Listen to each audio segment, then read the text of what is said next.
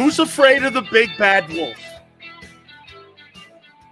Who's afraid of the big bad wolf?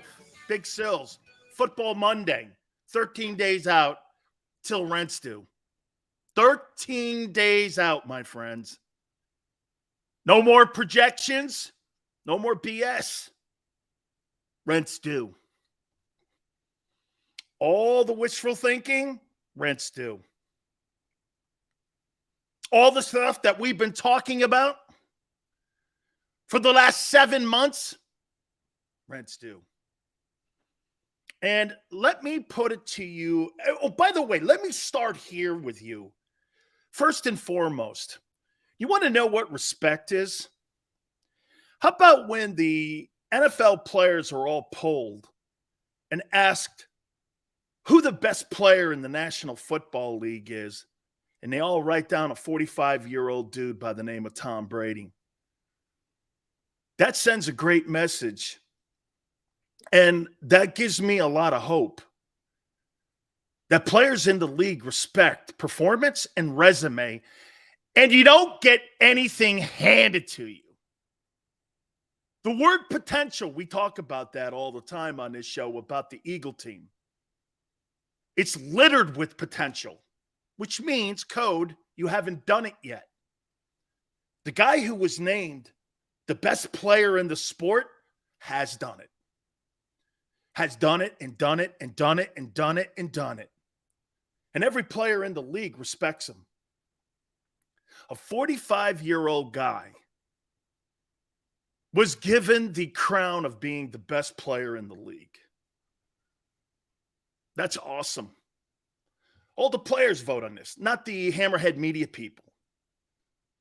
All the players.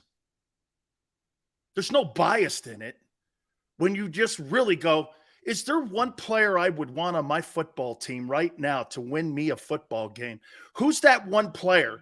Who's the one guy right now that you would have on your football team that could win you a ball game and you had to play 60 minutes? It's the GOAT. It is absolutely the GOAT. Kudos to Tom Brady, man.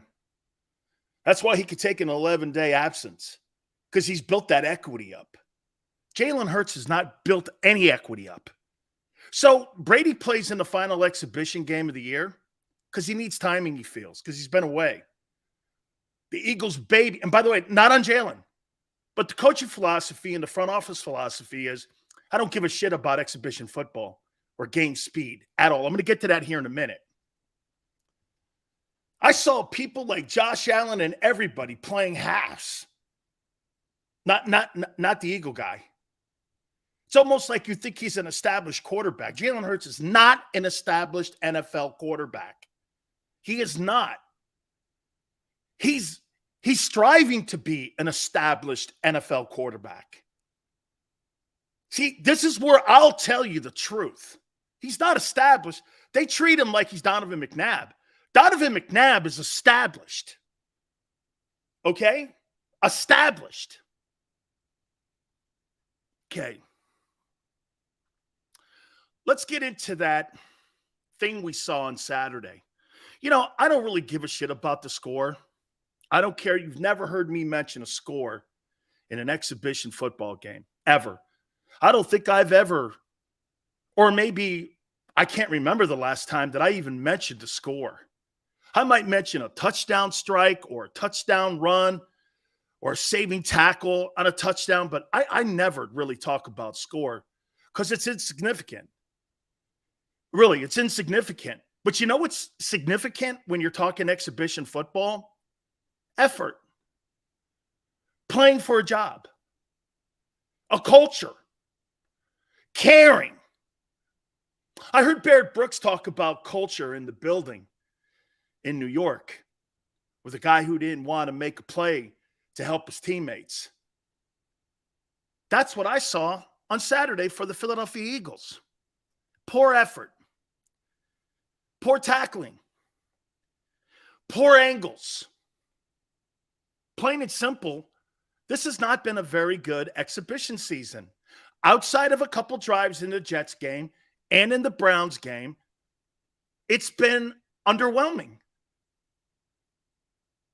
I haven't seen anything except comments from media people about practices and how great the practices are. How great the team practices have been. Every time I've watched them, it's been underwhelming. I haven't seen anything that made me go, Jalen Hurts has improved this much and the defense has improved this much. The offensive line, in my opinion, is still formidable, and I have a great takeaway with those guys. But outside of that, I don't think the Eagles – do you really think the Eagles – hey, I'll ask you. Do you think the Eagles have had a good postseason here? Excuse me, preseason. Do you think they've had a good preseason? Yes or no?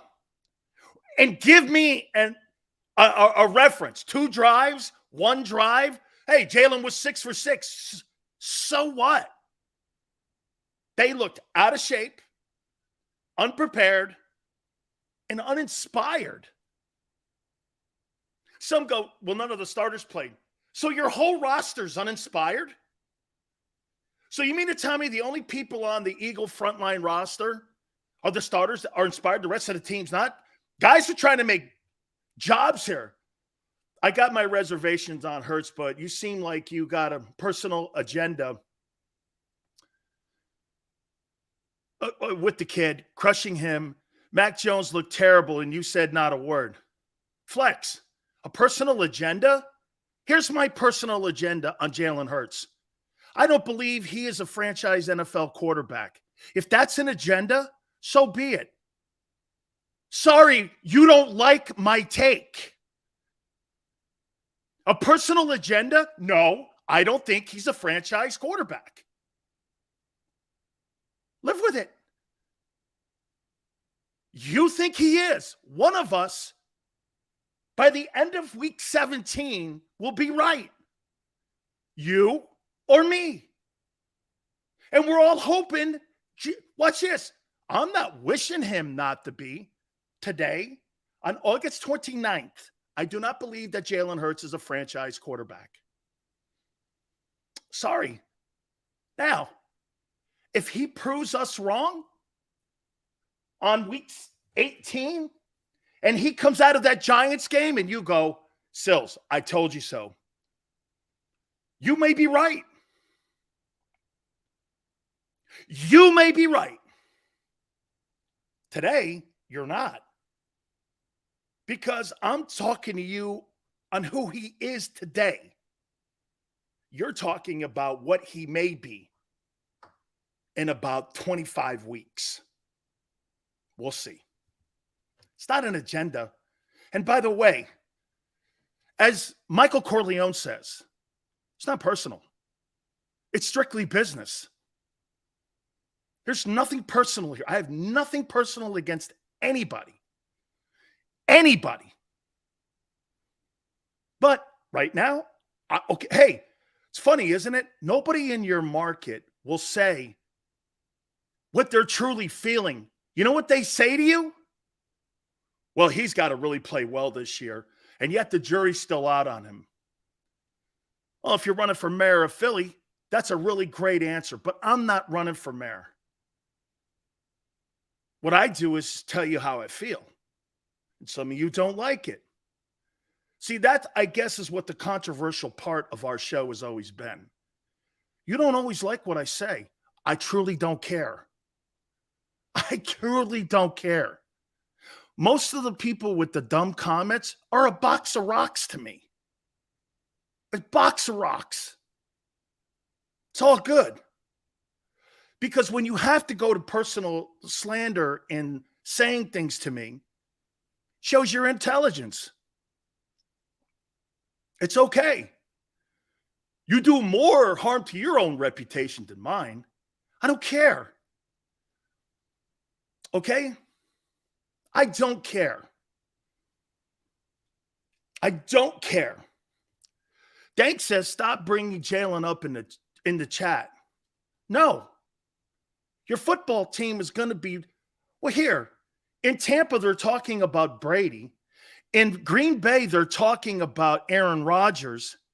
In Baltimore, they're talking about Lamar Jackson and his health. With the Jets, they're talking about Zach Wilson. Will he develop? And in Chicago, the same way. So don't ever tell me what to say or talk about. Ever. And I don't care.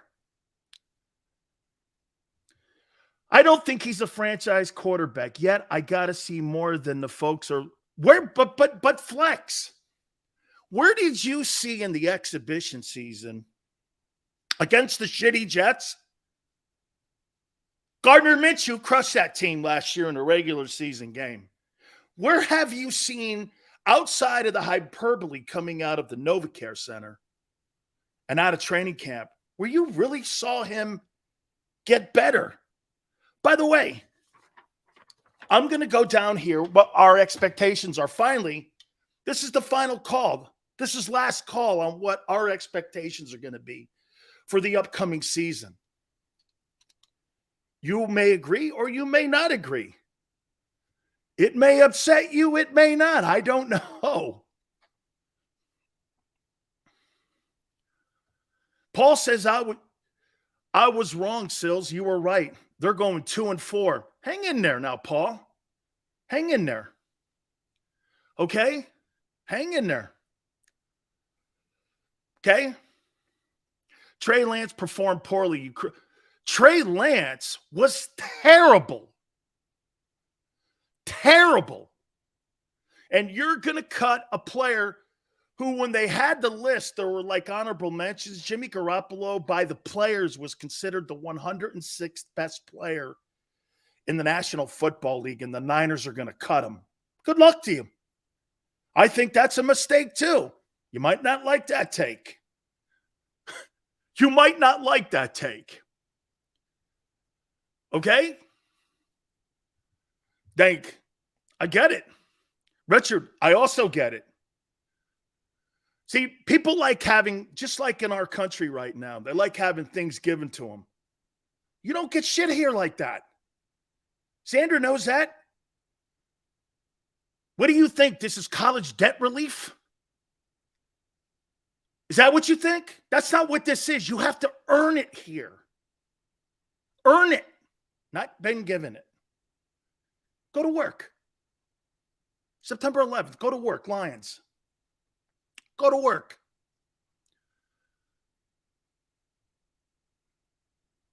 I just don't get how they babied Hurts the entire preseason. For what? Why didn't you coach him? They did not coach him. Okay? Flex, what's your take on Mac Jones because he looked terrible? Well, I think that Bill Belichick has put him in the most difficult positions you could possibly be put in during the preseason so that when the regular season comes, Mac Jones will be prepared for all the adversity that's coming his way. That's how you coach a kid. Same thing with the way Willis was coached by Mike Vrabel. I want to see him run. He wanted to see him throw the passes, throw the ball. That's how you coach a kid.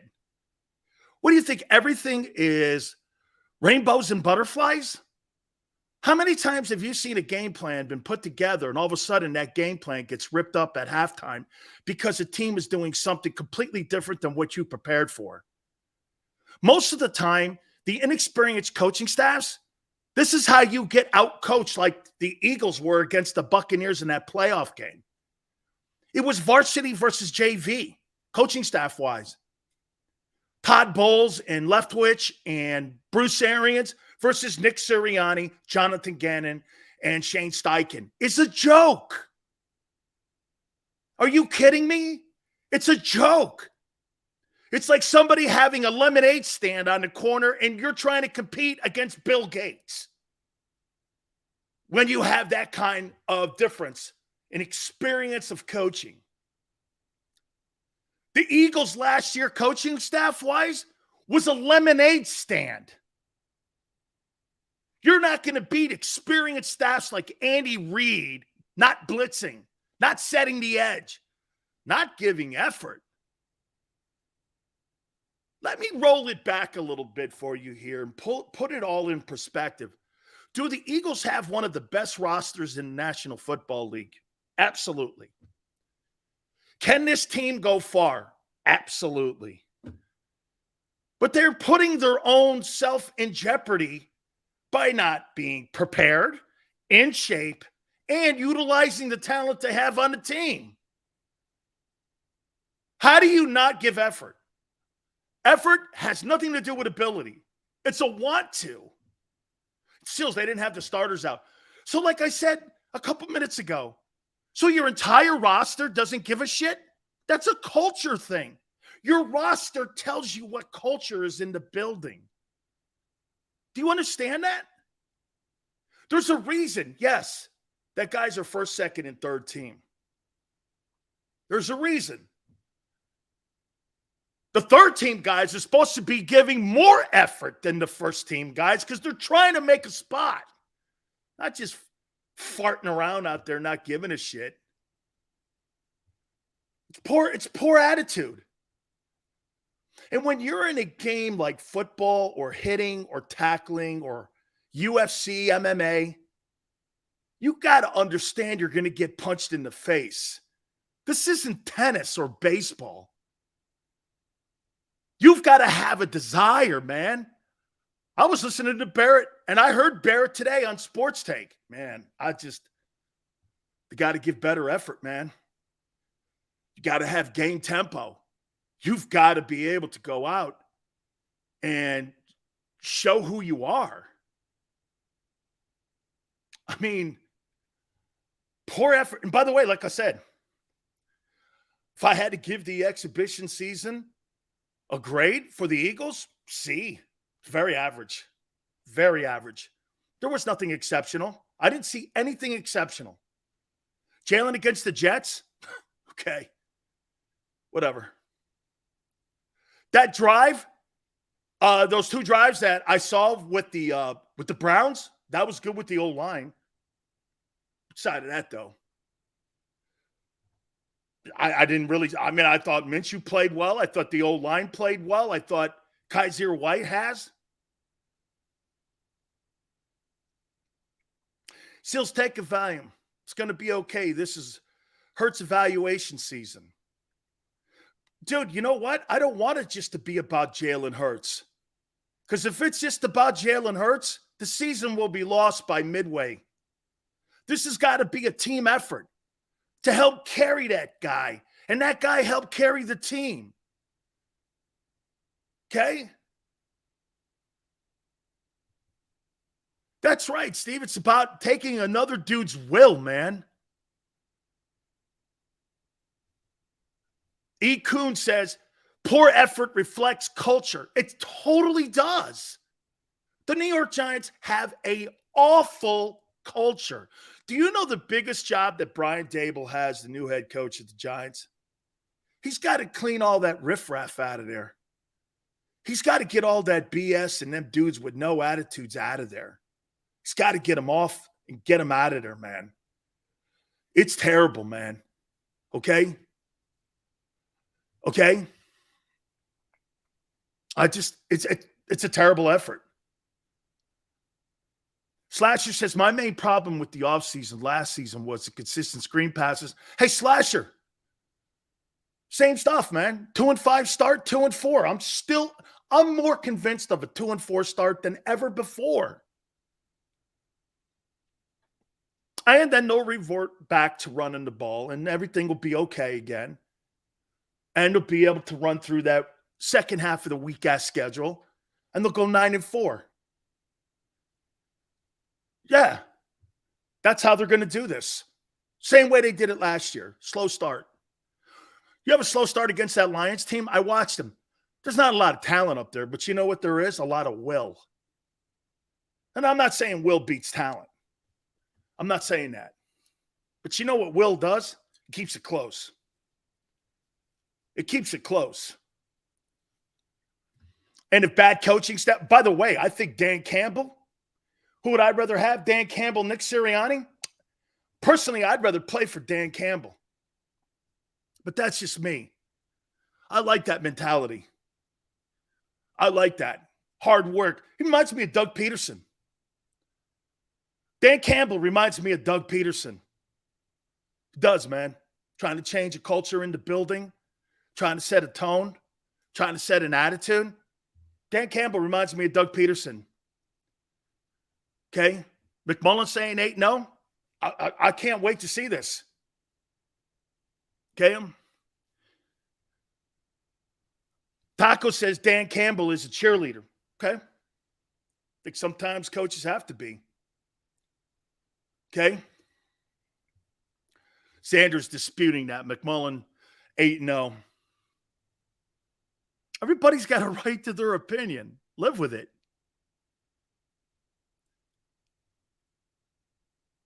That's where we disconnect. I'm not sure what that means. I like what the Lions are doing. Okay, here, let me go here now. And what I'm going to do today, because we've had conversations about this in the past, this is the last time we're going to be able to throw out what our expectations are of this football team. By the way, our dear friend Gary Cobb will join us at 4:30 Eastern from Fox 29. We got a schedule already lined up. My legendary friend who played 20 years in the National Football League and is part of the broadcast team for the Lions, Lomas Brown, will be with us. That'll be on Tuesday. He will step in. And then NFL Scout, I want to get Chris Landry's thoughts on the Eagle roster. And after the cuts on Tuesday, I'm going to have Chris Landry from Landry Football on. That'll be on Wednesday. And that's the first 3 days of this week. So we appreciate everybody stepping in with us here. Please hit the like button. The Lions are not good. I repeat, not good. Dan Campbell is great. I agree, Slasher. I said they're getting better. Okay? I think they're getting better. And I think that offensive line gives them an opportunity to be better this year. According to Pro Football Focus, that's the third best O-line in National Football League with Penei Sewell and them dudes. So I like what they're doing. All right. Expectations is a hard thing to try to quantify when it comes to wins and losses. It's hard because other teams and injuries and the war of attrition and such. By the way, the depth level of the football team is not as good as people think it is. Not from what I've seen. Hey, now watch this. That may change. But my first impressions, I think the frontline guys are really good. And I think the overhyped second and third team guys, I think it's been a little bit too much media hype. Because I haven't seen that on the field yet. And I haven't seen it anywhere where I've been impressed with the seconds and thirds on the Eagles yet. I haven't seen the depth. Shit, the kid from San Francisco's being cut. I mean, your safety position. By the way, I've got all the we're going to go over the depth chart too and how I look at every single position. We're going to look at that as well. Okay? Nick says, dude, is all talk. So are your Eagle media guys.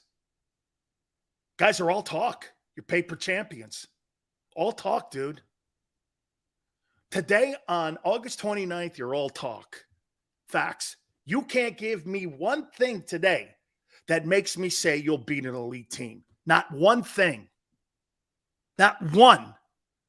There's not one thing that you've done in the last year that makes me go, you can beat Tampa Bay and the Bucs, the Rams, the Packers. Hell, maybe not even the Niners, even though I don't like the quarterback decision they're making. We'll find out in week 2 if you can beat the Vikings. Okay? My expectations, I'm not wavering off it. I'm going to stick to my guns on it. This football team makes it to the NFC Championship game. In spite of them not having an elite quarterback. I think there's enough on the offensive side to take control of the football team. And I will say this about Jalen Hurts. Jalen Hurts, for you to be an elite team in the league, has to make plays finally against elite teams. He's never made plays against elite teams. He's never. He has to this year. Like when Lamar Jackson a year ago made plays against Patrick Mahomes, that's elite. That's elite, okay? That, to me, again, is how you're going to be gauged. Is it 4,200 yards and 30 touchdowns? I don't know. That's really not relevant. He's got to beat the Vikings, Washington, the Cards, the Cowboys, the Packers, the Colts, the Titans. Think that's going to be a walk? We'll see. After what I saw that defense do this exhibition season, Derrick Henry's coming for you. You better put some rocks in your pocket. You better pass some rocks in your pocket. Because that dude finished 9th in rushing with 10 touchdowns in only 8 games. He going to be ready. And, of course, you got to beat the Cowboys. Got to beat the Cowboys. Got to beat Dallas.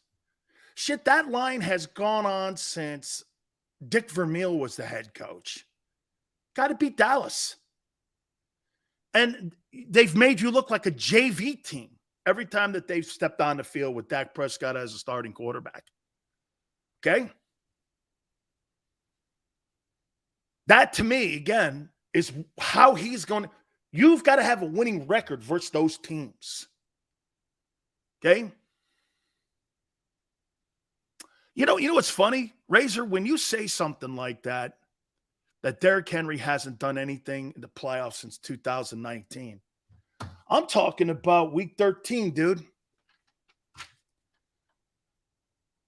Darius Slay better have his Wheaties that day. Or he'll make you look like Norman, and he'll make you look like some of them other defensive backs. Nobody is going to be spared when that guy gets on the field. He'll make you look awful. So far in the NFL, that's Nick Saban's greatest football player. That dude that was taken in the 2nd round is Derrick Henry. Derrick Henry is a bona fide Hall of Fame player. That's Hall of Fame talent. That ain't going to be no cake ride. Plus, you got a coach that's 10 times the coach Sirianni is. And Mike Vrabel, the reigning NFL Coach of the Year. I mean, that's a great organization. John Robertson is a great general manager, and that's why that football team has won. It's because of that dynamic duo they have. Their coach and their GM are one of the better guys in the league. Jesse says, Sills, what's your prediction on the season? I think they go 11-6. I think they win the East, and I think they get to the NFC title game. Because I don't think here's why. It's not that I think that you're better than the Rams today or the Bucks or the Packers. I don't think they're as deep as you guys are. And I know I've been critical of the effort that these guys gave on the 2nd and 3rd team. I still think you have a better roster than the Packers. The Rams, overall, 53. You could make the argument that the Eagles are the deepest roster in the NFC and the Bills are the deepest roster in the AFC. Okay?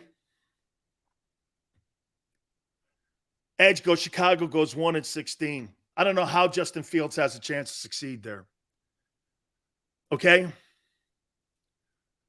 I don't know how he succeeds there. It's just a never-ending pit of dead quarterbacks that go there. Okay? As his 3rd stringer, no coach would love to push me to go hard and to make the team. That's one on players. You can be coached hard, but some dudes just don't have it. So you have a whole roster. Out of the 90 guys you have on your team, Flex, you only have 22 of the 90 guys, and you brought bums in. Then you brought bums in. That's on an organization. You're right. If I have to wind you up and I have to aim you in a direction to be successful, I got the wrong guy in the building. I didn't evaluate you. Jalen Reagor's the greatest example of that. Doesn't go after footballs that are out of his reach. Doesn't die for anything. Shitty on special teams. His will is terrible. He doesn't have a will to be great. He thinks everything should come to him, including perfect passes. And if the quarterback doesn't make a perfect pass, well, guess what? It's the NFL. Not everything's perfect. Barely anything's perfect. That guy who's been coddled, man. From his time at TCU to where he is now, that guy deserves to be cut. And not because of any agenda here. He just doesn't have a will to be great. That's part of a shitty culture. I don't want a guy like that doesn't want to earn his spot and thinks he earns a spot because he's a first rounder. That's not a way to make a team. That's not a way to have an attitude in your building either. Who the hell wants that? Well, I'm here because I'm a first rounder. Well, you're not here because of ability, that's for sure. And you're not surely here because of production. So why are you here again? Oh, Howie likes me. Yeah, that's a way to keep a guy. How do you keep a guy for that? Well, because the GM likes me? Jesus, criminy. It's almost like nepotism. Give me a break, man. Howie's fault, coach's fault. It's all of them. Coach's environment. Dude, you know what you should do to Jalen Reagor? If I were the head coach and I had my own autonomy, do you know what I would do? Any guy who played the way they did or gave me the effort they did against the Dolphins, I would have yanked them right out of the game and said this: you ain't making my football team.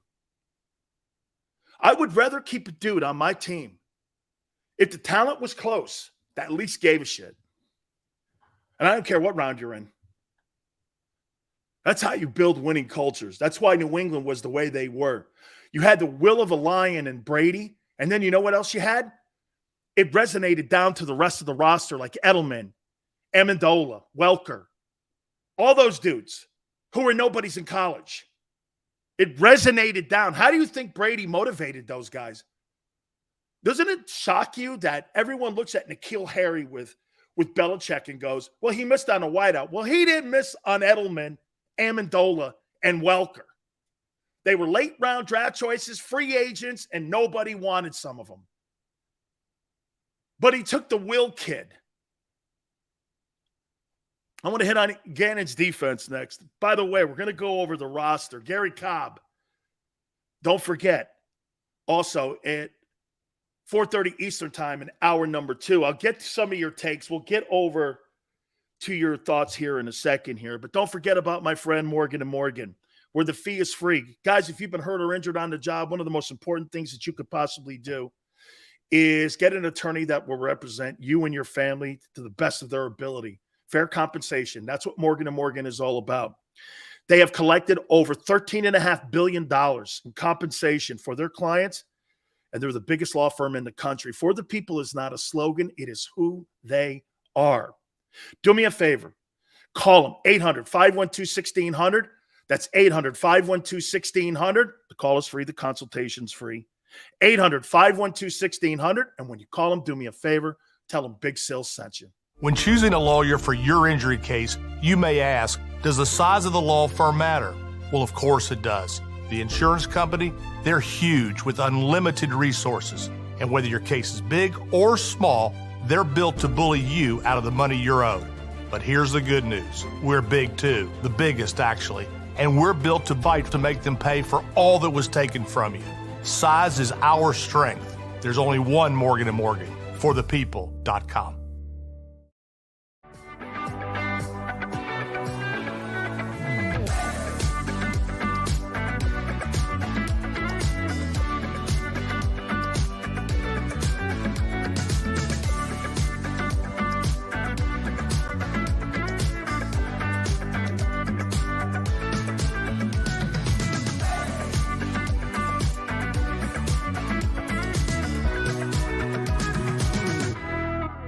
plan your day with confidence. Definitely want to keep the umbrellas on hand. And keep your family safe with Action News and AccuWeather. Numerous tornadoes. Well over 7 inches of rain. Your go-to team when severe weather strikes. The water is still rising right now. Keeping you prepared wherever you watch. On TV, on 6abc.com, and on our streaming apps. And that's when we go severe weather mode and on the air for you. Action News and AccuWeather, the team you trust.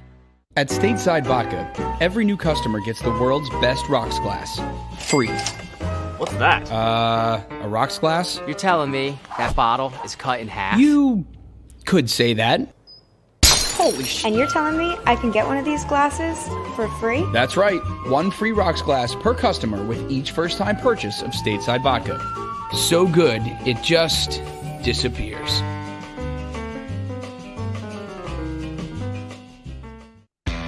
Go for the midnight dares. Go for the game.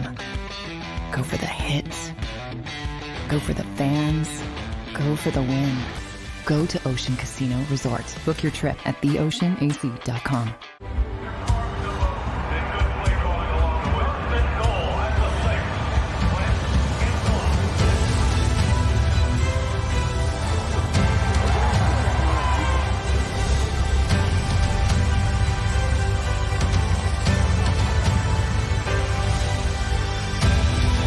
On the field of life, First Trust Bank is there for you. Champions on 3. 1, 2, 3. Because Philadelphia dreams deserve a Philadelphia bank.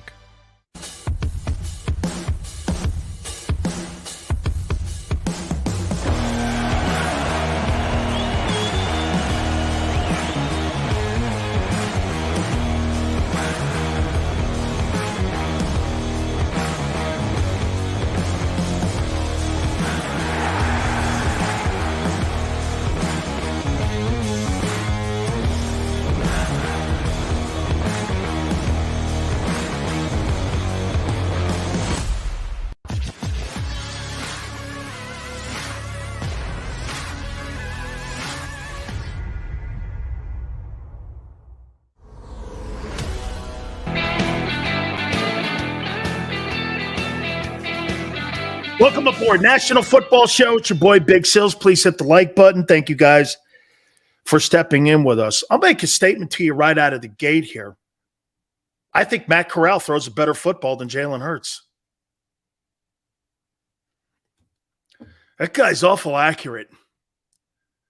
Xander was right. Screw the small hands.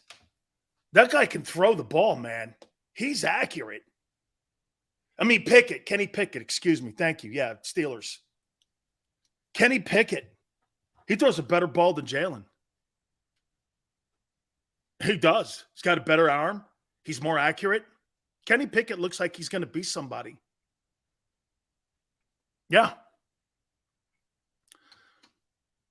Made just my eyeball test right out of the gate. We'll see. Oh, here it is again. Potential. Potential. That's what your guys got, too. Potential. So, Kenny Pickett can throw the ball. I mean, he's been accurate the entire preseason. And when you just watch him throw to his receivers, they're not wide open. He's got a great arm. He does. I'm watching that Steeler game over the week. I'm like, this kid's already got a better arm than Jalen Hurts. This kid, Kenny Pickett, can throw the ball. Now, is that going to translate into wins? Will that guy be another Jay Cutler? Will he be a guy that can't figure it out, can't process the information? All yet to be determined. But just so far with the eyeball test, he throws a better ball than Jalen. Okay? Trubisky was even good. He throws a damn good football. He does. Both those quarterbacks are better passers than Jalen. That doesn't mean it's going to translate into more wins for them with the Steelers this year. Just like this, Aaron Rodgers is a better passer than Tom Brady. Tom Brady's a better quarterback, though. You understand what I mean?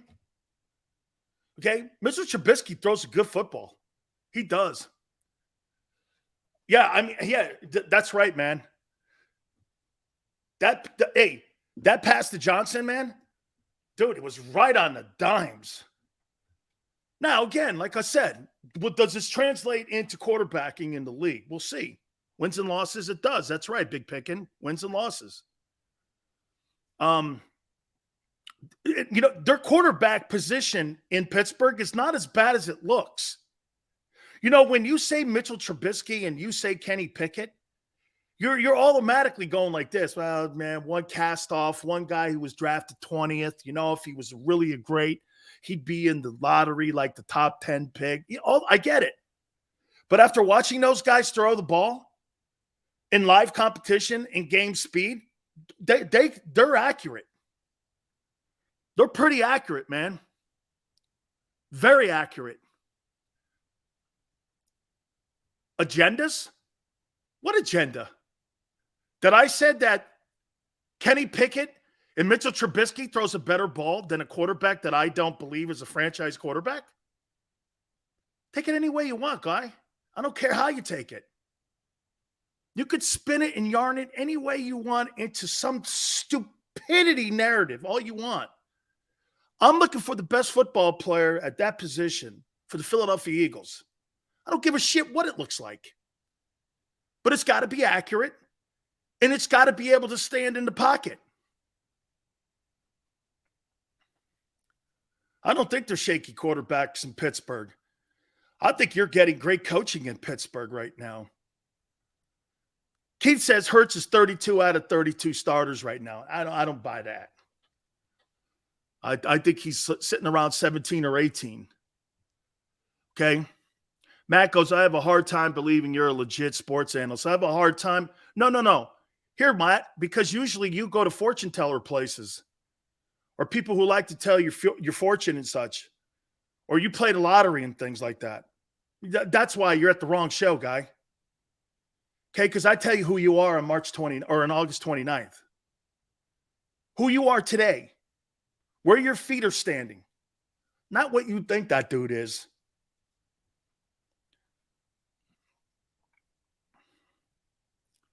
Sills, Hurts or Mayfield? Taking Jalen. Over Mayfield? Jalen's way more mature. Jalen's not going to make a stupid play. Mayfield will. Okay?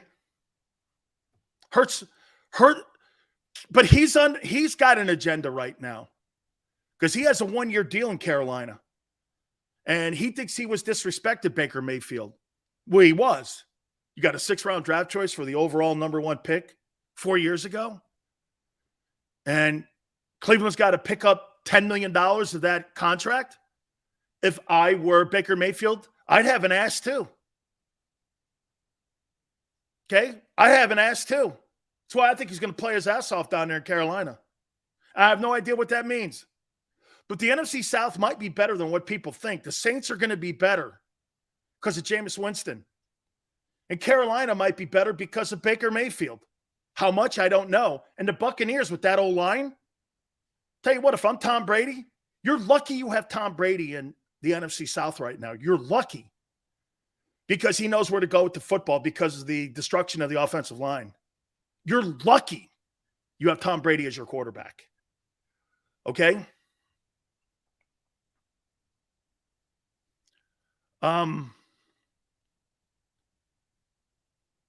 Hurts got one to nobody believes in him. Jeremiah, that's not true. The entire organization wants him to be the guy. The owner believes in him. The general manager believes in him. The head coach believes in him.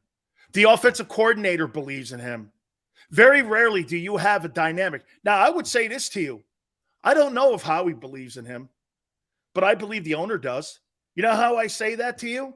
Why would Howie then hedge his bets and make that trade with the Saints so he could have 2 first-round draft choices next year if he was completely all dove in on Jalen Hurts? He knew that the quarterback class had 7 kids coming out this year. So basically, Howie Roseman has hedged the Eagles' bets. The organization tells you something, but their actions don't show you. You spend $100 million on a wideout, and you're going to run the ball. You should run the ball because it's your strength. And you got 2 first-round draft choices in next year's quarterback-rich draft. But you keep telling people you love Jalen. Okay, I believe it. I do. I do believe it. Okay?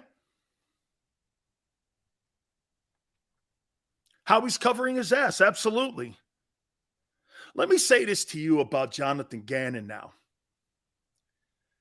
Oh, by the way, will somebody cover Tyreek Hill? So the first play, across the middle, Tua completes a 54-yard pass. Embarrassing. Some go, the starters weren't in. There was no effort.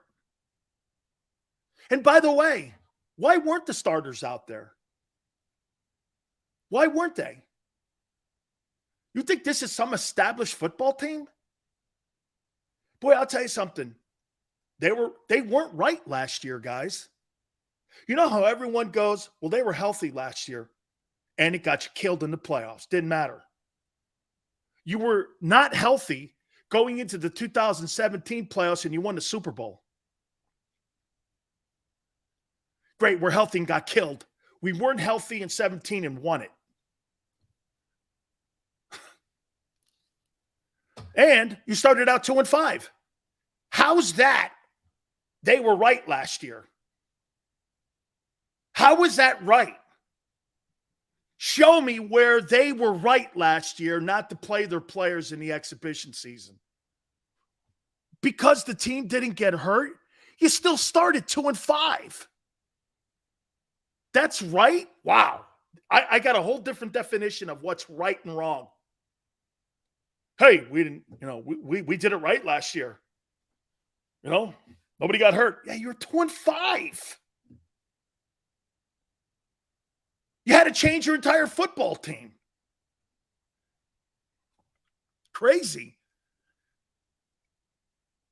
And a culture.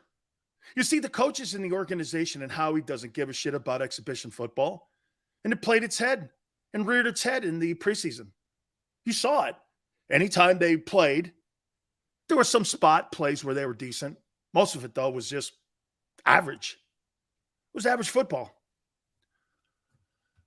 Average. Nick's right. It's like a country club. It's a country club. Let me say this to you about Jonathan Gannon. Jonathan Gannon has no right being an NFL defensive coordinator. Where did they get this guy from? Where did they get him? Whose idea was it to have him as the D coordinator of the Eagles? Flex says Jeffrey Lurie believes in Jalen. Howie doesn't. And when we won the Super Bowl, we played Matt Ryan, and because Case Keenum last year, we played Tom Brady first round. I get it. I still think ownership and many people in the front office believe in Jalen Hurts. Okay? Man, it's their ugly game. It's not so much just like the score. It's the effort that sucked. Just the effort. Jonathan Gannon is, I don't know, I'll tell you what. This guy here is what we call, as players, a great bullshit artist. He gets in front of the media, looks good, and says the right things all the time. And that's how he gets job opportunity to go to the Houston Texans and interview for the job. He's a perfect head coach. He's the modern-day NFL Kevin Stefanski, Brandon Staley, those kind of dudes. He's perfect.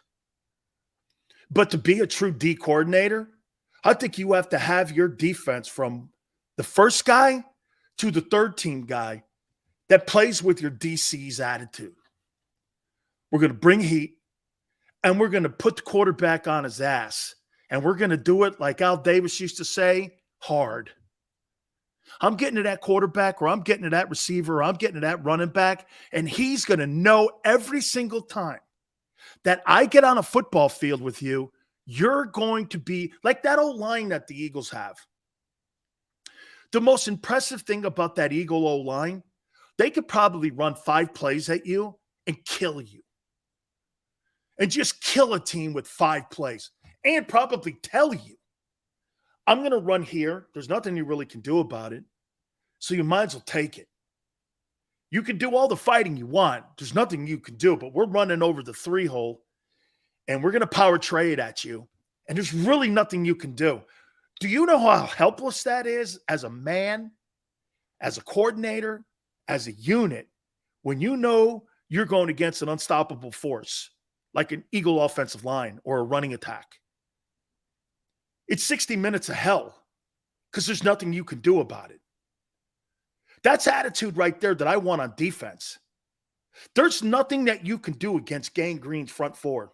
Nothing. You ain't stopping Jerome and Reggie and Clyde. You're not stopping that secondary. And by the way, don't bring those guys coming across the middle because Wes or Andre are going to knock the living shit out of you. And you got to deal with Seth and the linebackers. Seth's going to mug you. That's kind of defensive attitude I want on my team. And you got talent for that, but it takes a defensive coordinator to instill and bring that out of them. Jonathan Gannon, this guy belongs at the Hall of Congress. This guy, like the library in Washington, D.C., that's where he belongs in a library. This guy's a bookworm. He belongs as he's like a CPA. I don't want a CPA running my defense. I want guys that's going to bring it, and I want guys that are going to bring it.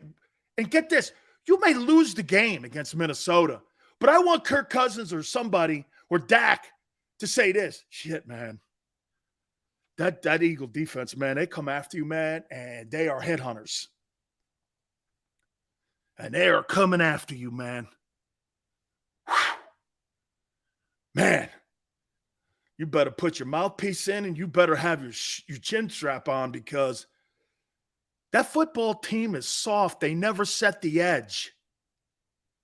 Defensively, I got my reservations on Gannon. It concerns me, but I've seen a lot of killers with smiles. Dude, there's no way that guy's Jekyll and Hyde. There's no way Jonathan Gannon is Jekyll and Hyde. Okay?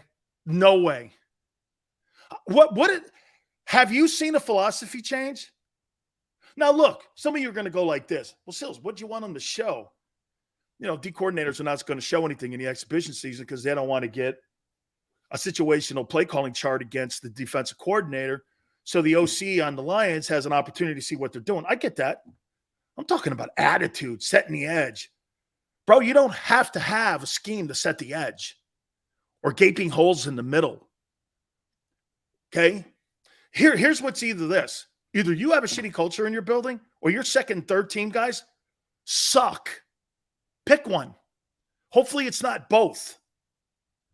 Pick one. Either they suck, and once again, your Philly media people pumping up the second and thirds and the whole roster and Howie. Or it's a culture. You're praying it's not both. Okay? Tell me. And am I lying? Jonathan Gannon, man. Jesus criminy. Every single time the Philadelphia Eagles get on a football field and I watch that guy's defense, I'm even more convinced he sucks. I don't see it.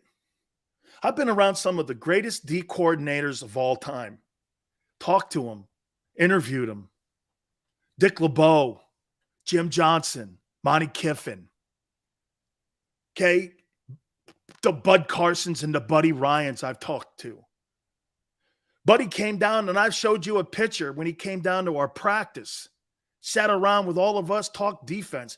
Do you know what Buddy Ryan was talking to my college back in 1986, his first year in Philly? You know what he said to us? I don't care where the ball goes. I care that I got 11 guys that are playing with their hair on fire. And if I can have 11 guys playing with their hair on fire, I'm going to win every game I'm in. May not be on the scoreboard, but I'm going to win every game I'm in. You're going to remember Dude, the Gang Green defense did nothing really when it came to championships or anything, but you remember that team. Okay?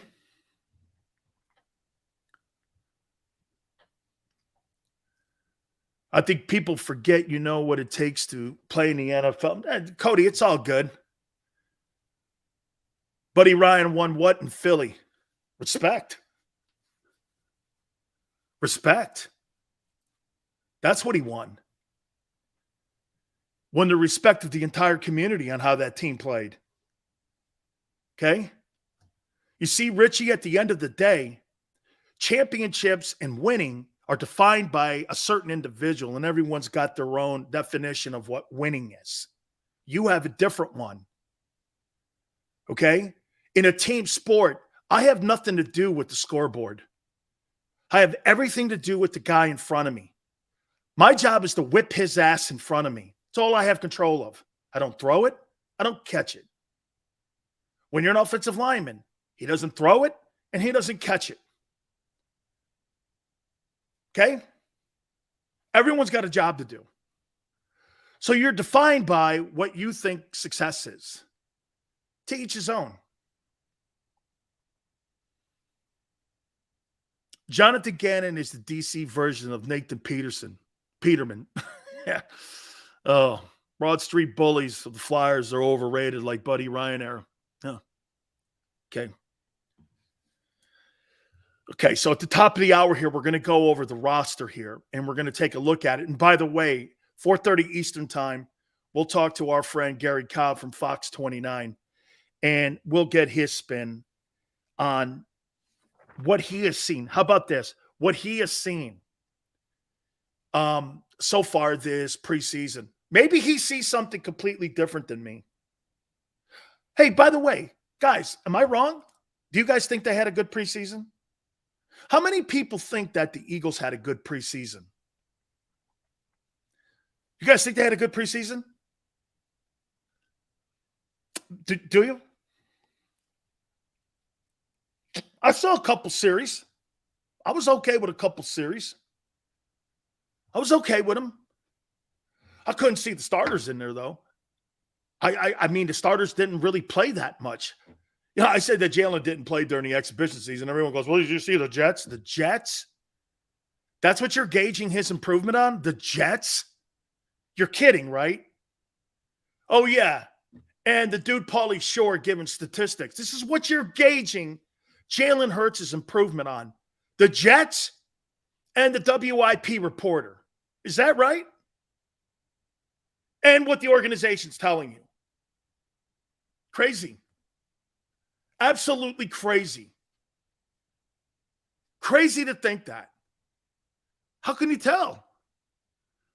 We won joint practices, but not games.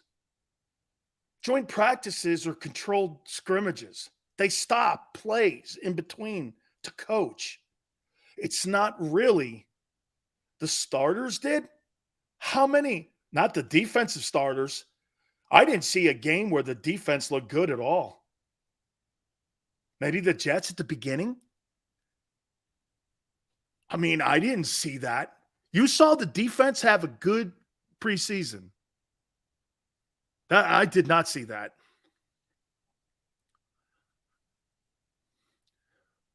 What else do we have to go off of? Tatiana, I thought you were setting a standard in the building in Philly. I'm not giving a shit about Buffalo or Chicago or Los Angeles. Isn't there a standard in the Eagle organization right now that you're looking for perfection? Aren't you trying to be the best you possibly can, or are you just going through the motions? I saw moments going through the motions. Jones says, remember, Sills, it's preseason. So I see, Jones, so when you're striving to be great, you're not great all the time. You're just great when you need it. Is that your definition of how and when to be great? Is when you need it, not all the time? So you're not great all the time in everything you do in your life, and you're trying to get better each and I'm glad Tom Brady doesn't have that attitude. I guarantee you, no champion I've ever had goes like this. Well, I'll look like shit when it doesn't matter because no one's watching. Funny, that's when champions are made. When no one's watching you, you're by yourself, it's raining, and the lights aren't on. That's when champions are made. Not when everyone's watching you. Okay? Luscious, it wasn't so much that you sucked in the preseason. It just wasn't. It was a I don't give a shit attitude. Preseason. They didn't give a shit about it. To me, I think the Eagles would have rather have just had helmets and shorts, practice at the NovaCare Center for a month, and that would have been good enough for them, and they would have teed it up at September 11th.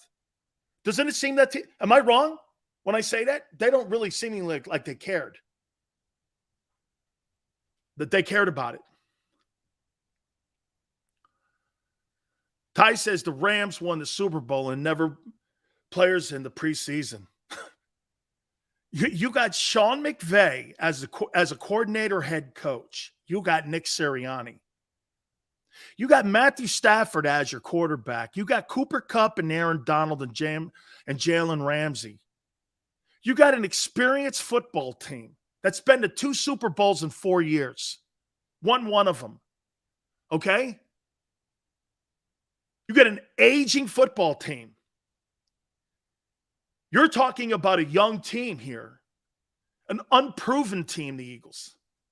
You're talking about the defending Super Bowl champions. Don't compare yourself to that. Okay? Don't compare yourself. Hit the like button. Hour 2's coming up. Don't forget, Gary Cobb. We're going to look at the roster now. And we're going to go down the roster here as we get ready because cut day is tomorrow. They got to get down to 53. By the way, real quick, how much easier is it to make a team today? Back in my day, they had 47 guys and that was it. Now they keep 53 guys on the active roster and 16 on the – they keep 70 players today per team. Crazy great for players. I think it's great that there's that many jobs now than compared to back when I played. Only 47 guys were kept on a roster. I mean, it was difficult to make a team back in those days, and they couldn't hide people on IR. If you went on IR, you were done for the year. All right. Hit the like button. Hour 2. Keep it here on the National Football Show.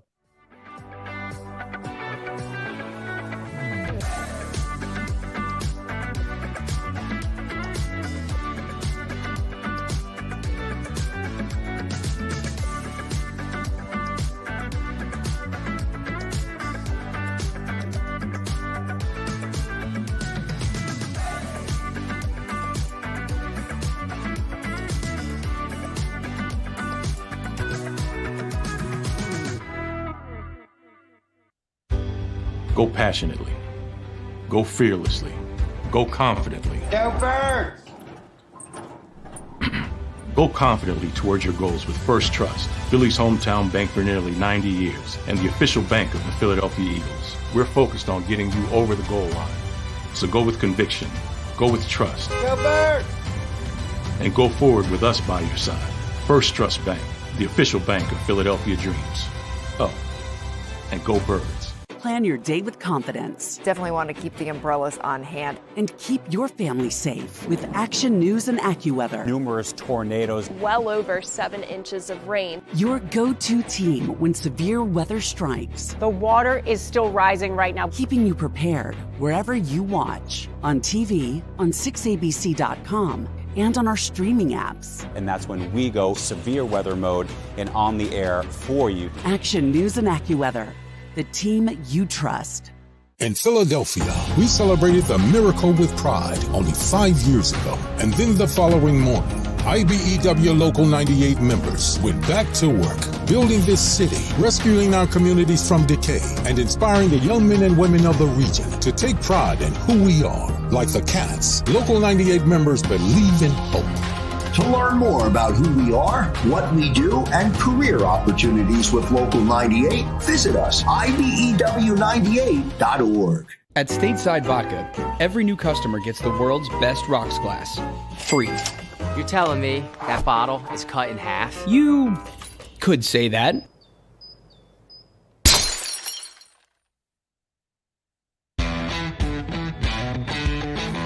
Go for the pulse. and the pools. Go for the oohs and the ahs. Go for the bubbles and the bubbly. Go for the story and the stories. Go for the win. Go to Ocean Casino Resort. Book your trip at theoceanac.com.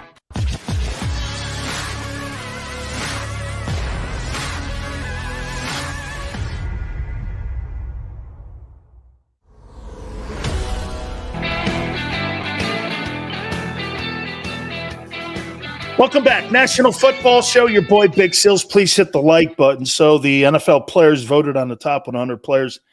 Eagles only have 2 dudes, right? According to the players in the top 100, according to the players. It's not that quite important. Okay, but I mean, Kelsey and what was it, Lane?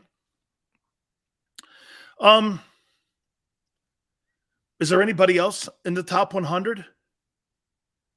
I may have put AJ in there. Okay? I may have put him in there. Let's see. Ballada's close. Who else? Who? Slay? Okay? It's not important. Was it Slay and Lane? Think it was it Slane and Lane that were on the top 100 list? Because I thought I only saw 2. No, just Lane. Oh, Slay and Kelsey. I was right. All right, Slay and Kelsey. I thought it was Slay and Kelsey. Reddick? No. Right there, though. Not far out of it. Okay. So that to me, that list, it's all good. I mean, look, I've told you before how people vote. I mean, I got my Pro Bowl ballot back there, and I showed it to you. Me and Jerome Brown voted for one another, and guys end up doing that all the time. Hey, you vote for me, I'll vote for you. Dude, a lot of people, politicians for the Pro Bowl that way after games. Hey, you vote for me, I'll vote for you, whatever. Okay? So not all that important here, okay? Not all that important. Okay, I'm going to get to – here we go. By the way, don't forget also, Gary Cobb, bottom of the hour, 4:30 Eastern time from Fox 29. This story here, real quick, I want to show you how somebody can fall into the same line here of Joe Paterno a little bit. Like Brady Hoke, the head coach of San Diego State. So Matt Ariza, the punter for the Bills, was released because of this gang rape allegation, civil suit against him, okay? And so they released him. You mean to tell me the Bills didn't know any of this, or they didn't have their head of security understand that this guy could potentially have a civil case against him? Did you not know that? That this guy was involved in a gang rape? Allegedly? Where was the head football coach in this? You know, he played. It happened last October. Okay? Okay? This is crazy, man. This is crazy. The Bills, San Diego State, and the head coach, Brady Hoke should resign if he withheld this information. And you kept that guy on the roster. Not only that, but you kept him in the community in San Diego State on campus. And you didn't tell anybody that there's a case going on for a potential gang rape and you got a player on your team and you kept him in the dorms on campus? Jesus, criminy guy. I know it's important to win, and I know he's an All-American, but really at what expense? This shows you right here what coaches will do and what length they'll go to win and cover things up to make sure that they have the best personnel they possibly can on the football field, especially at the college level.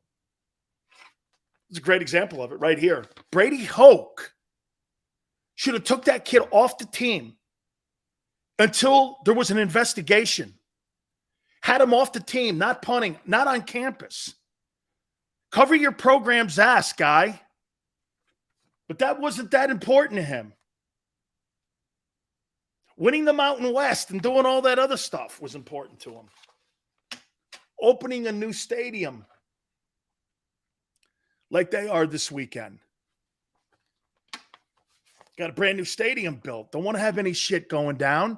Can't have a player that was an All-American involved in a gang rape. We got a new stadium opening. People always go after Coach Paterno. We see this example being made all the time on compromising one's integrity. Okay? I'm not saying he's guilty or innocent. But for the Bills to whack him and for the NFL to take that, he had won that job in Buffalo. He had won that job hands down. Fans loved him. Boom. He'll never kick again. It's over. Brady Hoke and General or the AD should resign. Covering up a gang rape of a player on your team in a civil suit being charged. The girl filed the charges the next day. Wasn't like she sat on the thing and just waited days for it to come out. What a scummy situation. The head coach of San Diego State, Brady Hoke, should be held accountable. All right, let's move on. Please hit the like button. Tartt got released by the Eagles. Yeah, I said he has been very uninspiring. Very uninspiring.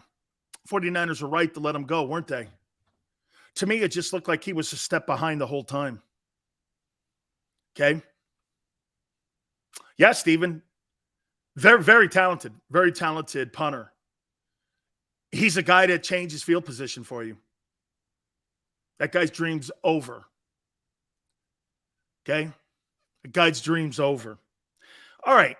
Let's take a look, before we get Gary Cobb on, let's take a look at the defensive side of the football. And I want to go down each position here. And I want to give you my assessment of where they are talent-wise. And I do believe they'll go to a 43 front. I got first, second, and third team. I got this from Tracy Rocker, actually, on what the depth chart looks like now. Okay? Left defensive end, Brandon Graham. I think Brandon Graham actually has had a really good camp. I think that he has brought his leadership in the room. I think they're pretty stable there, pretty solid there. I'm pretty impressed with that position on the team. Is he an elite player? No. But is he a frontline starting defensive end in the NFL? Absolutely. Any team would be proud to have Brandon Graham starting on their defensive line. I'm a fan of his. Fletcher Cox, yet to be determined on what kind of season he'll have. They bring him back on a one-year deal. Fletcher's going to become like a gypsy here real soon, like Adama Sue was, where this is his final year in Philadelphia. And I think Fletcher's going to give you the very best year probably that he's had in the last 3 years, because he's going to want a potential team out there to not want to have to give him such a haircut when it comes to his next team salary he's going to make. He's making $14.4 million this year with the Eagles. He'll be looking for a $10 million a year deal. So for him to do that, he's going to have to put up 5 or 6 sacks, and he's going to have to put up 30 tackles this year. He can't have some of them donut games that he had last year. Now, was that because Jonathan Gannon and the system that he had is not conducive, and that stupid-ass two-gapping crap that he has sometimes, not getting the penetration? Yeah. So Eagles cut Carson Strong too. Okay. Boy, I'll tell you something, though. They never gave that kid an opportunity.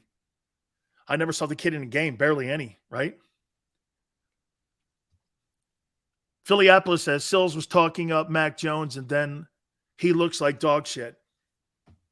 Yeah, because they're coaching him. You know what they're doing to your guy?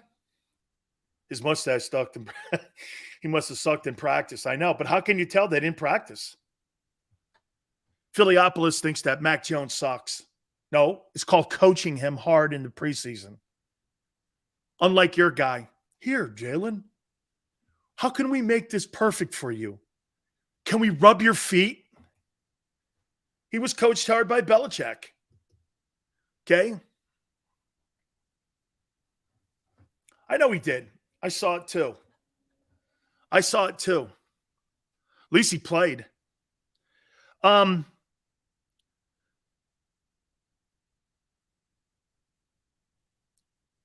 Right defensive tackle, Josh Sweat.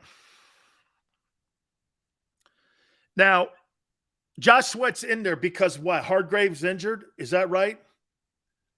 He's injured right now because on the depth chart, he's not there, Hargrave.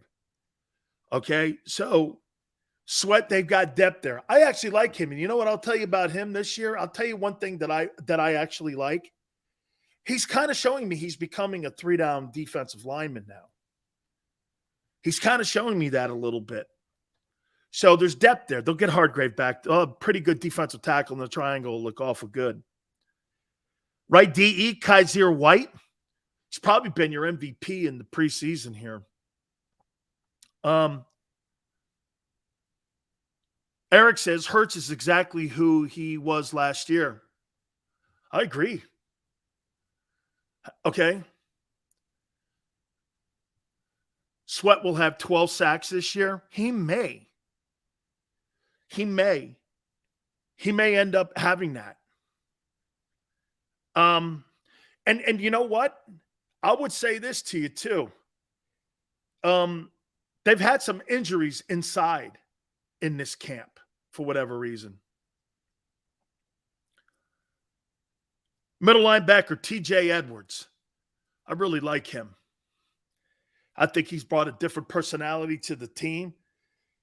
And he's made it hard for the coaching staff to have to take him out and put Nakobe Dean in there. Strong side linebacker, Hassan Reddick. We'll see what Reddick is going to do. You know what? He's a pro. He's had 2 straight years of double-digit sacks in 2 different franchises, which is remarkable. And it shows you that he could pick up a system immediately. Okay? So I would say this to you. I would sit there and I would have him, in my opinion, I would sit there and I would look at him and go like this. Look, he is really a guy to me that has really put an attitude in that place. And I like Hassan Reddick. Darius Slay, left corner. Slay's injured, right? Slay's injured a little bit. Rest him the whole way. You got 13 days, in my opinion, before you sit there. Okay? 13 days. Here's where you're a little trouble. Marcus Epps, safety, and Harris, free safety. Dudes. Those guys do not have strangleholds on that position. Okay? He does not have strangleholds on that position. And right cornerback, you have Bradbury. Okay? So, again, I think your defense is a good-looking football team. I think your defense plays in a 43 or a 5 front. I think you're going to see multiple looks. You can go 5 front, 43. There's guys that are injured right now that they have on the depth chart that are a little bit out of position right now. But once we get 13 days in, I think everything's going to look pretty good for them to line up. We shall see what happens on that side of the ball. The question mark, once again, is going to be Jonathan Gannon. He will be the big question mark. Let's go over to the offensive side of the ball here. Right tackle's outstanding. And Lane. Jack Driscoll backs him up. Right guard is Isaac Seumalo. I think he's had a heck of a camp.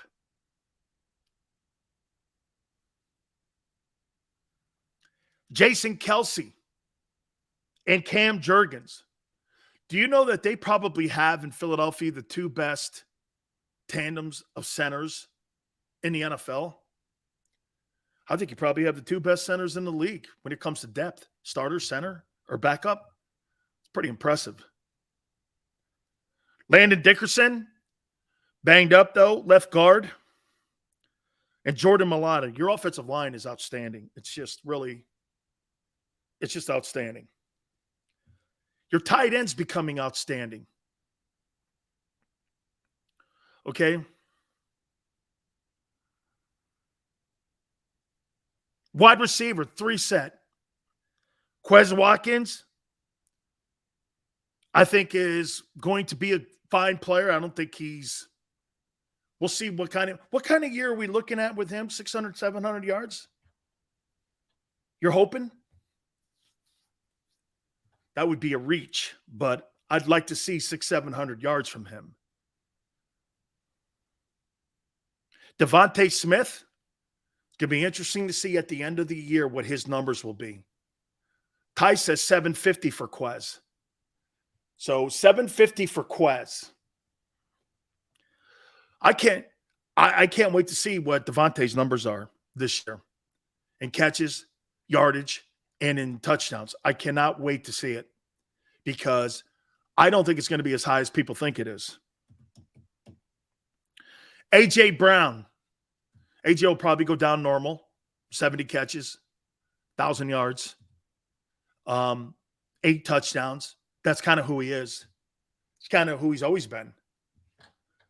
You know, if you don't think Ryan Tannehill is that good a quarterback, well, quite frankly, it's not that much of an upgrade for him then from Tannehill to Hurts. There's no upgrade there. So he's going to put the same numbers up. I mean, A.J. Brown's not with an upgrade at quarterback when it comes to throwing the football. He's not. And I'm not saying Tannehill's a great passer of the football, but they did win ball games with him last year. Brown overpaid. Well, that's exactly what Tennessee thought. He was not the main focal point in Tennessee ever in his career. And that's why he was let go and allowed to leave the building. He was allowed to leave the building because he was not a focal point of their offense. Okay? 1,400 yards, Smith. Eagles in talks to trade with Bills for running back Zach Moss. Right. Tannehill is more accurate than Hurts. Actually, by far. Miles Sanders banged up. Running back position, I don't know. It's by committee. And then you got Jalen at quarterback. If I were to look at this offense, I would say this.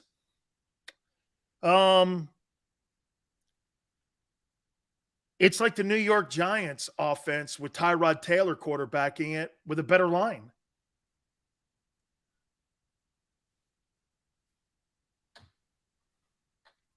That's how I look at it. By the way, don't think that that's a diss. I actually think Tyrod Taylor should be the starting quarterback in New York. I don't think they should start the season with Daniel Jones. I think Tyrod Taylor completely beat that guy out. Then he got hurt over the weekend, and he got banged up, but I like him. I don't have a problem with Tyrod Taylor. Okay? I don't. Tannehill's getting replaced next year. Well, we'll see. Remember something. You got to be able to win games throwing the ball, like Mike Vrabel says, not running it. You don't run the ball in Tennessee at the quarterback position. You throw for wins, not run it. They don't want Willis running for touchdowns in Tennessee. They want him throwing for touchdowns in Tennessee. That's called being coached.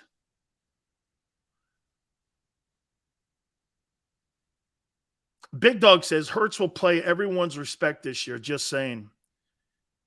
Even your respect, Sills. Hey, Big Dog, I said this to you guys, and I'll say it again to you.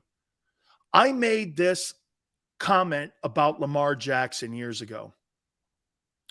Do you remember the year that he took over for Flacco and he couldn't hit the broadside of a barn? He was terrible in the playoff game against the Chargers. He couldn't find anybody. I said that guy would be out of the league in 5 years. The next year he comes back and he wins the NFL's Most Valuable Player Award and leads the league in touchdowns. I came out and I said at the end of that year, I've never been made to look any more worse than I am right now. And remember something. Skip Bayless said that Ryan Leaf would be a better quarterback than Peyton Manning when those two guys came out of college. Okay? This guy still hangs his hat on Baker Mayfield, and he's a bum. So getting the quarterback position, right or wrong, I'm not the only one that gets it wrong or right. Howie Roseman hasn't landed on a quarterback in 22 years in Philadelphia that he's been happy with. So if he's wrong, can I be wrong? Howie hasn't gotten a quarterback right in 22 years.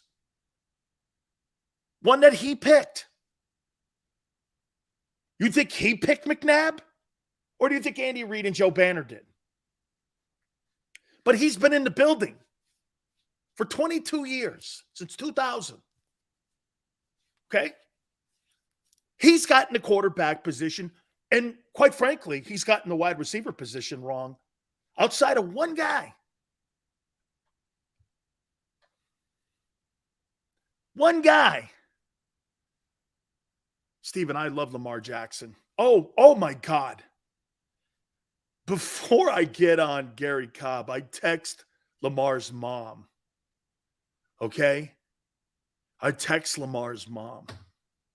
And Xander goes like this to me last Friday. Hey, Sills, don't make yourself look like a jackass if he signs a contract in the next 13 days. You know, I mean, and he stays in Baltimore. All I know is this. I sent a text to his mom. I said, we'd love to have you in Philly, man. Play through the year. And if you want to go on the open market, Howie will make a run for you. Imagine having Lamar on that football team. You'd be undefensible. Smith will lead the team in yards and 8 TDs. Goddard will have more catches. And TDs, AJ will have 1,000 yards and like 10 touchdowns. I can see that.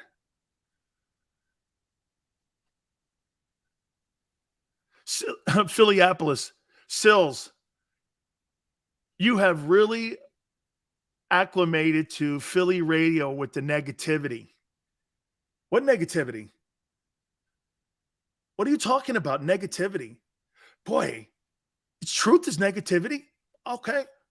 I didn't realize that until right now. Thank you, Phillypolis. Negativity is truth. Ooh, I didn't realize that. So then it's a you thing. Okay. It's a you thing. Ash, Sills keeps it real. I try, Ash. People hate it though, man. Hey, isn't this an exercise in people not liking the truth? That's how I look at it. Every time I see somebody say something like that, it's an exercise in their own truth and how they perceive things. Andy Reid had full control during his tenure. Okay, then flex. So he had nothing to do with Carson Wentz. Did he have anything to do with Carson Wentz? Did he? None? Maybe? I'm fired up. Start the damn season now. Steven, right on, man. Hollywood Brown wanted out of Baltimore. Yeah, well, quite frankly, so listen to what Big Dog says. Hollywood Brown wanted out of Baltimore like Hollywood Brown is a top 10 wideout. Right. Okay. Hollywood Brown. Okay. Good luck to you in Arizona. Hey, by the way, better stand in line because when DeAndre Hopkins comes back, no one will know your name. Okay? Nobody will know your name. You're going to be like Tucson Brown instead of Hollywood Brown. Tucson. Hey, big pickin'. Truth does hurt, man. I've never realized, though, that when you tell someone the truth, you know what that turns out to be? Controversial. Ooh. Yeah, I love it, too, over on my Twitter page because I'm critical when I say this. I don't believe Jalen Hurts is a franchise quarterback. He hasn't proven it yet.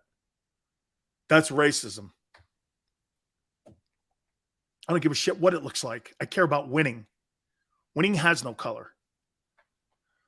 Has no color. Crossing the finish line. Scoreboard. 60 minutes are up. You see, the great thing about football, unlike politics, you can't move the scoreboard. You can't move the chains in a football game. You got 60 minutes of ball, and let the scoreboard sit where it is and what the score is at the end of it. You see, in politics and what we're watching with everyone in the parties, they move the game, they move the yardsticks. Winning and losing is not winning and losing anymore. Well, in football, it doesn't do that.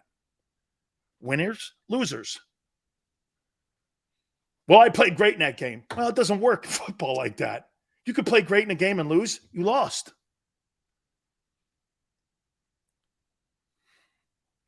You lost.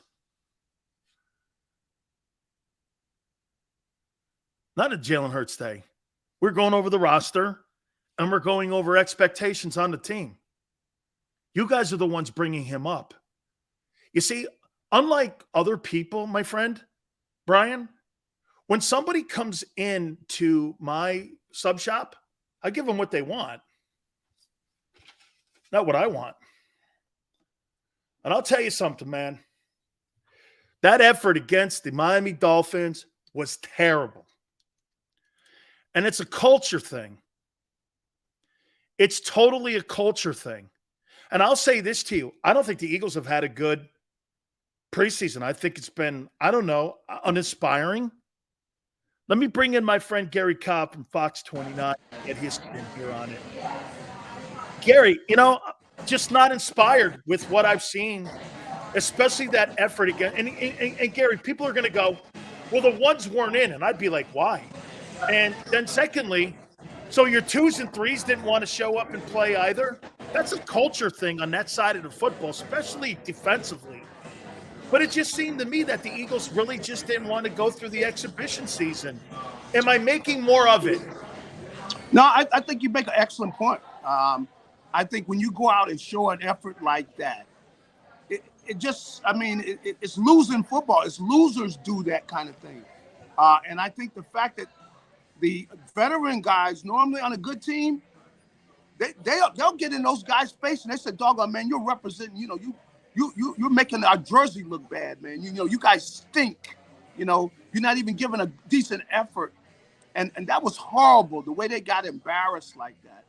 I don't care when that happens. You don't see that out of good teams. That's the worst thing that's happened all training camp, was to see that kind of mess. Because you had guys not even hustling to the balls, like they didn't want to make plays. I mean, you're fighting for your football life. Normally, you got guys fighting for their football life. They're scratching and clawing.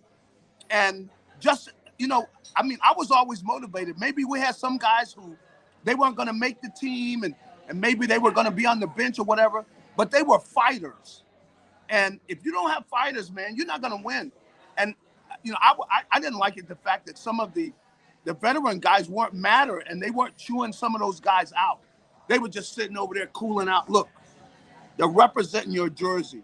They're representing your team that showed that lousy effort. It stunk, man. And usually, those guys get run out, man. That's just not good to have that. When you it's like it's contagious. So that's why I don't like to see stuff like that. But I really lost some respect for, the younger guys that were out there. They can't go out there and fight. Anybody can go out and fight, and that really, with a good team, that's a requirement. We don't let people take our heart. If they beat us, that's one thing. But we do not let people embarrass us because we take it personally. And you didn't have that.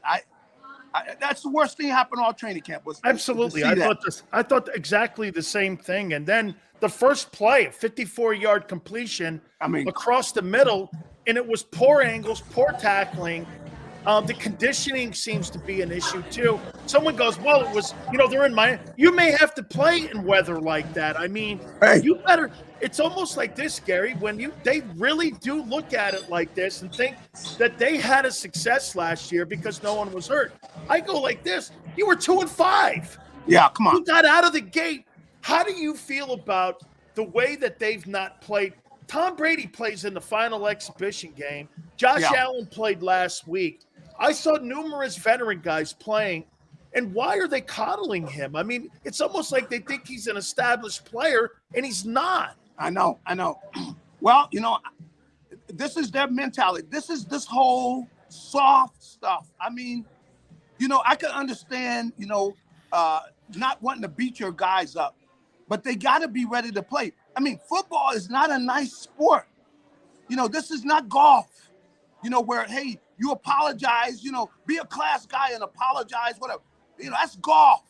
You don't do that in football, And, when a guy, he takes your heart, he doesn't apologize to you for taking your heart and showing you that you're gutless. But I didn't see the fight. I mean, you can get beat, but, to not see the fight in those guys. And I really expected more of the guys who saw the way they were playing to engage in. It's like they were over there on the sideline, and they really weren't into the game. I mean, they were just sitting over there watching, and as it got worse, and nobody. Come on, when somebody getting beat like that, people show anger. There was no anger. There was no Gary, anger. I think that Lions game is going to be a tougher game. I watched them over the weekend. The Eagles have more talent, position for position. Yeah. But I'll tell you one thing that they're doing there with Chris Spielman and with Dan Campbell. Dan Campbell reminds me of Doug Peterson, the way he coaches that team. And, boy, I'll tell you something, man. If you're not ready, you're not in shape, and you're not going to go think that they're going to show up, I'll tell you what, that could turn into a 60-minute ball game, especially if you start getting cute wanting to throw the ball and you also not bringing pressure on golf.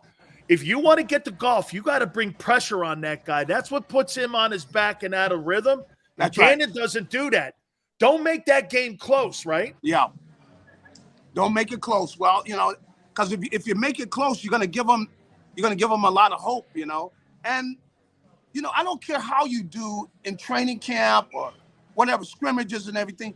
You haven't done anything in the season, so nobody should be walking around like they really accomplished something. Because somebody said, well, we're really looking good now. That doesn't count. You don't celebrate that. That's not anything. We had a good practice. Come on. But you have to have a winning mentality where you're going in and you got to be tough on yourself. And that's why they got to be tough on yourself. And I know Nick, he's a nice guy and everything. And, they did make the playoffs last year. But so what? What? That was they walked in backwards into the playoffs last year. That was not, come on. They haven't shown that they can beat good teams. Show me you can beat good teams. Show me like when a team you're supposed to beat, you go out, the game's over in the first quarter. That's the way good teams do. They show up, they jump on, they handle their business. Everybody knows this game is over. And that's the kind of team they want to be because they're aspiring to be, and they do have talent that you look at and go, man, they do have some talent. Talent doesn't win games. You got to go out and do it. You got to go out and you got to jump on people and you got to beat them. But a lot of that comes with an attitude. And Gary, are they reading their press clippings too much here? Are they really? Because to me, like you said, the quarterback thinks not Jalen, but the organization's treating him like he's Aaron Rodgers. Yeah, they're treating the preseason, and again, you and me haven't mentioned score at all because we don't really care about it. We care about setting the edges, having good proper angles, showing you give a shit, showing that you're fighting for a spot on the team. It's not just Jalen Reagor to me, Gary, is the prime example of some of the things that go on in that team where you're like this. Jalen Reagor didn't earn a spot, but because he is a first rounder, he's getting a spot. Kane earned a spot. To me, it's almost like entitlement a little bit. Am I wrong? Well, I saw Reagor on the sideline. He's over there joking around and laughing. What do you have to be laughing about? You haven't accomplished anything in the NFL. What are you laughing about? What is so funny? You have not accomplished anything. Don't be walking around like you got some stripes. You don't have any stripes. You haven't done anything in the league. You've been a total disappointment. you need to be a kind of guy that's angry and fighting. But he was, and so obviously that kind of attitude's going around that team. They got to get, come on. Football is a fight. Come on, it's an organized fight. And you can't be where you goody two-shoes and, they got talent. Come on. All the predictions and stuff, that doesn't give you any wins. Come on, that don't give you anything, man. And I think that they've been reading that because I see everybody, oh, man, the Eagles. Look, people got to do that. That's just entertainment, man, okay? That's entertainment. You don't get anything for that. And I like the team when, if anything, they're mad because people are disrespecting them. I think teams play better when they come in angry, because football's a fight, man. People are not going to give you stuff. Hey, Gary, Jonathan Gannon here, and I just said this about him, and I'm going to say it one more time. My coach, I want my coach to be a street fighter, and I want him to have a street fighting mentality because I think that resonates with not just the first 11, but I think that resonates with the entire unit on that side of the ball. When you got a coach who's aggressive, he's going after people, getting people off their point like Monty Kiffin or like Jim Johnson or like Bud Carson, guys like that. Those were aggressive men. I look at Jonathan Gannon, I see a guy who's a librarian. I mean, Gary, it's just he really has the bend but don't break mentality. Yeah. And that's the kind of shit that keeps teams like Detroit in games. I know. Well, we saw this last year. I mean, people couldn't believe it. I haven't seen anything changing in the exhibition season. You cannot play. They do not need to go into the season with this type of attitude where it's just lackadaisical and everybody's goody-goody. And, everything's positive. Sometimes, you can get where you're talking positive. You haven't done anything. All you did was have practice. You listen to these guys saying, well, they won this practice, they won that practice. Winning practices doesn't mean anything, man. It doesn't mean anything. And so they haven't accomplished anything, but they need to really get some fire under them. I hope it doesn't take getting embarrassed and then you all of a sudden get mad. You don't want to lose 2-3 games and then you go, okay, now we're going to get serious. No, you want to go into the season like the real good teams do. They come in, they're not talking to the other team. They're not buddy-buddy. They got nothing to say to the other team. They go in, they bury them, and then they leave. They handle their business. They show up. They're not trying to befriend anybody. And, people could write up a million articles and a bunch of people can predict a million times they're going to win 12, 13 games. That doesn't mean anything, man. It doesn't mean anything. So we'll see, because we're going to see the leadership on the team. They need to have a talk with those guys because being goody-goody, man, they're just too much. They were not ready to play. No, it was like I said, I didn't see any of the players. I saw nobody mad on the sideline. Nobody was mad, soft. even though they're getting humiliated. Gary, it was soft. Totally humiliated. Right? Soft. What's that? It was soft. Yeah, it was soft. It was soft. And normally with that kind of thing, at least somebody gets mad because these guys are embarrassing us. They were totally embarrassing the Eagles.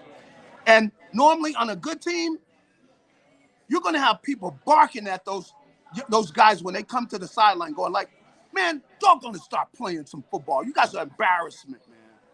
I don't care whether you're going to be here or not. You guys didn't even show up. You're not even giving a decent effort. You're not even fighting, man. And that's what I saw, on Saturday night. It was, come on. Two last questions for you.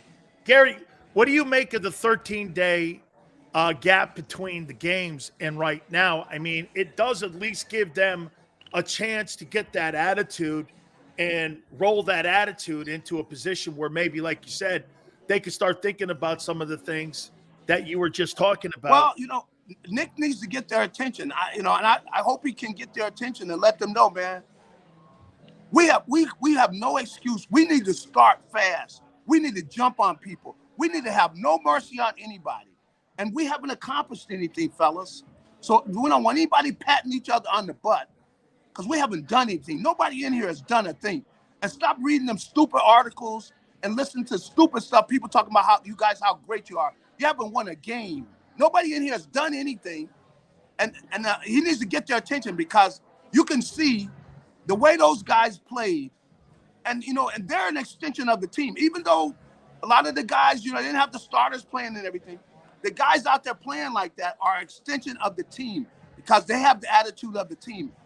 And that's not the kind of attitude, man. That was just way offline for what they say they want to do because football, people don't give you stuff, man. It's going to be people are going to expect something out of them. So the other teams are going to show up ready to play for them.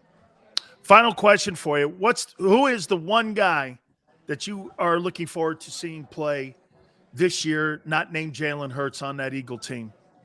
Well, I really would look forward to seeing, Miles Sanders. I think he's got such an important role that if he can be the type of player that he's capable of being, then they're going to have a special year. But he got to show up fighting for his football life because if he doesn't realize he's fighting for his football life. If he keeps getting hurt, he's going to wind up as another player. They're going to shuffle him all over the league. He's going to be backup.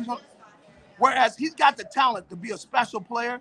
The whole thing is he going to show up and fight for it? I want to see that. I think he will tell us a lot about this team, how he shows up, because he could be a difference maker for these guys. Absolutely, Gary. Gary, I appreciate it. Hey, by the way, where are you? Let people know where you are so if people want to come by and see you. I'm over let me make sure. I'm at PJ Willihan's, which is right in Cherry Hill.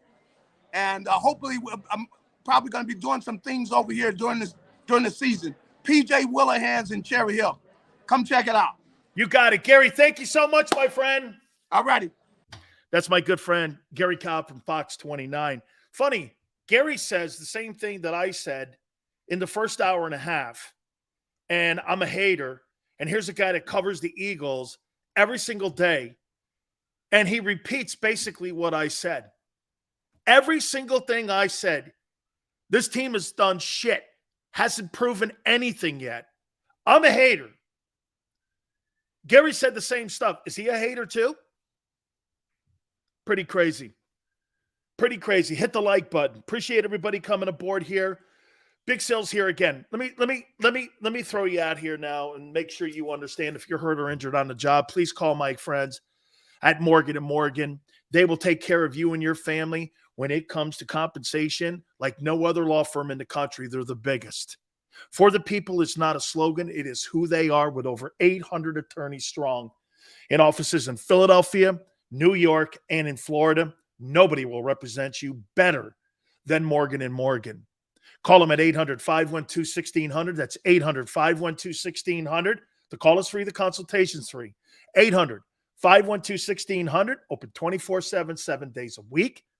And when you call them, do me a favor. Tell them Big Sil sent you. Many times when people are injured at a place of business, they don't realize they may have a case.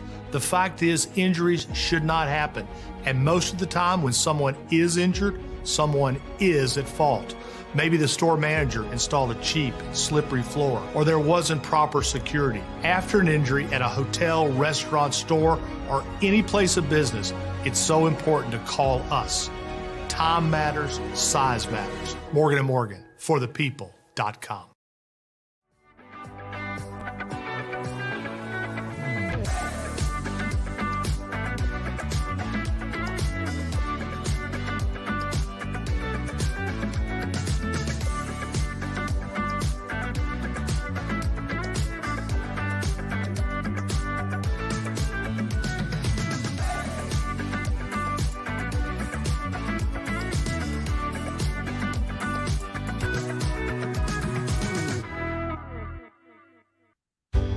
Go passionately. Go fearlessly. Go confidently. Go Birds! Go confidently towards your goals with First Trust, Philly's hometown bank for nearly 90 years, and the official bank of the Philadelphia Eagles. We're focused on getting you over the goal line. So go with conviction. Go with trust. Go Birds! And go forward with us by your side. First Trust Bank, the official bank of Philadelphia dreams. Oh, and go Birds. plan your day with confidence. Definitely want to keep the umbrellas on hand. And keep your family safe with Action News and AccuWeather. Numerous tornadoes. Well over 7 inches of rain. Your go-to team when severe weather strikes. The water is still rising right now. Keeping you prepared wherever you watch. On TV, on 6abc.com, and on our streaming apps. And that's when we go severe weather mode and on the air for you. Action News and AccuWeather, the team you trust. In Philadelphia, we celebrated the miracle with pride only 5 years ago. And then the following morning, IBEW Local 98 members went back to work, building this city, rescuing our communities from decay, and inspiring the young men and women of the region to take pride in who we are. Like the Cats, Local 98 members believe in hope. To learn more about who we are, what we do, and career opportunities with Local 98, visit us, IBEW98.org. At Stateside Vodka, every new customer gets the world's best rocks glass, free. You're telling me that bottle is cut in half? You could say that.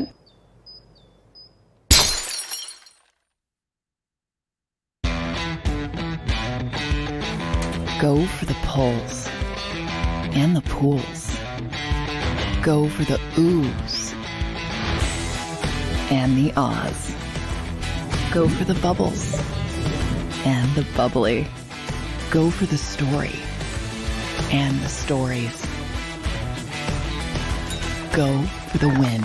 Go to Ocean Casino Resort. Book your trip at theoceanac.com.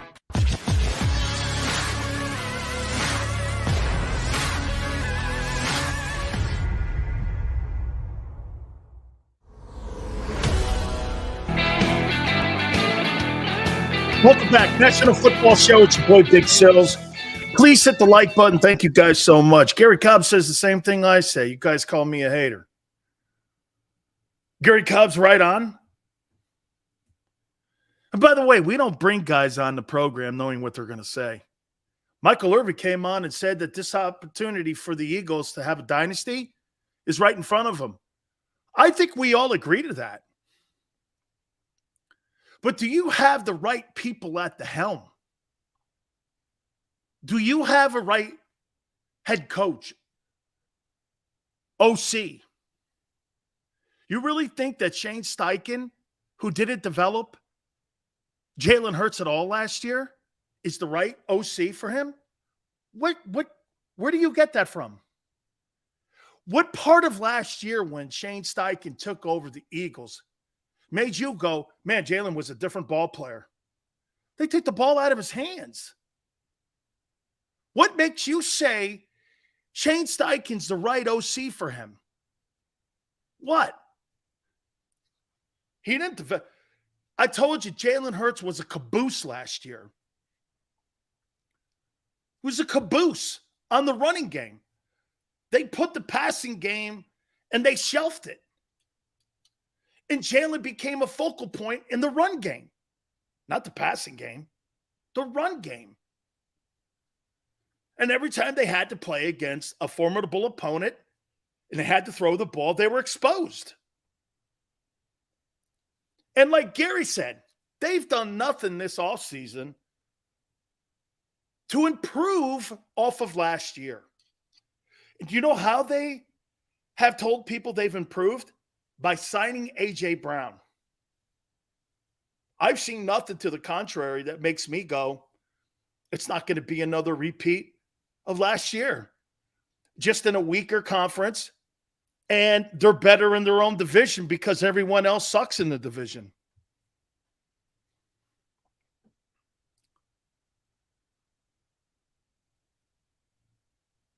Lions will improve, Eagles will make, or compete for a wild card or better. Okay. Not much of an improvement. Bleach, Jalen's not a bum. That I have never said. And if I did, it's in jest. He's not a bum. Okay? He's not a bum. I see more intensity and passion from our offensive coaches and Sirianni than I ever have from Gannon. And you can see that reflecting on the field. Yes, majority of the time. Ronald, yes. Yes. Rest of the conference has declined. That is valid. That it has. Everyone else has making a. Watch this. The Packers are still going to be good, but did they make a step backwards by not having Devontae Adams on the team? Yes. Absolutely. Did the Rams make a step backwards? I don't really think so. I think the Rams have made a lateral step. I mean, they lose Von Miller, right? He goes to Buffalo, but they still have Aaron Donald, and they get the linebacker from Seattle. I don't know. It's kind of like a lateral move, right? And they had Allen Robinson. I don't know. They're still the champs. The Bucs have made a step back because injuries in the O-line. You know what, man? I'm starting. You know, how about this? Let me show you the difference between the Eagles and the Saints. I think the Saints actually now, after the preseason, I'm going to think that the Saints, I think they've made a upgrade at quarterback with Jameis Winston there now. And I'm not saying over Breeze. I'm saying over who they had after Winston got hurt last year. That's an uptick. How about this? I'm pretty optimistic about the Saints doing something. They could be a surprise team this year. If Winston throws for 30 touchdowns, let's say he throws for 15 INTs, they'll make the postseason. The Saints will make the postseason. And the Eagles are kind of crawling along, getting better, small steps. You add a $100 million player. That's got to help. I agree. Okay. You try to address in your safety position, but not really. Your running back position is by committee. You got a guy in there that's never healthy. But because your O-line, you're leaning on that heavily, and you're leaning on Stoutland. Like I said last week, Jeff Stoutland's the most important coach in your locker room. Okay?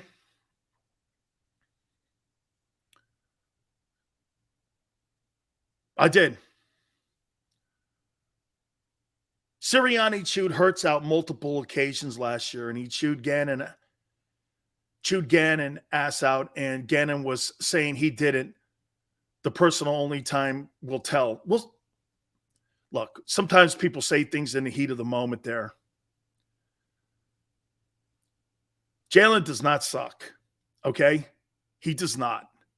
Nobody has said that, okay? Guy did a fine job at being the captain of the football team last year to get them across the finish line into the playoffs. It's a fine job. Blaine Gabbert got to the playoffs. Okay? I mean, no. Blake Bortles took the Jags to the playoffs. Big deal.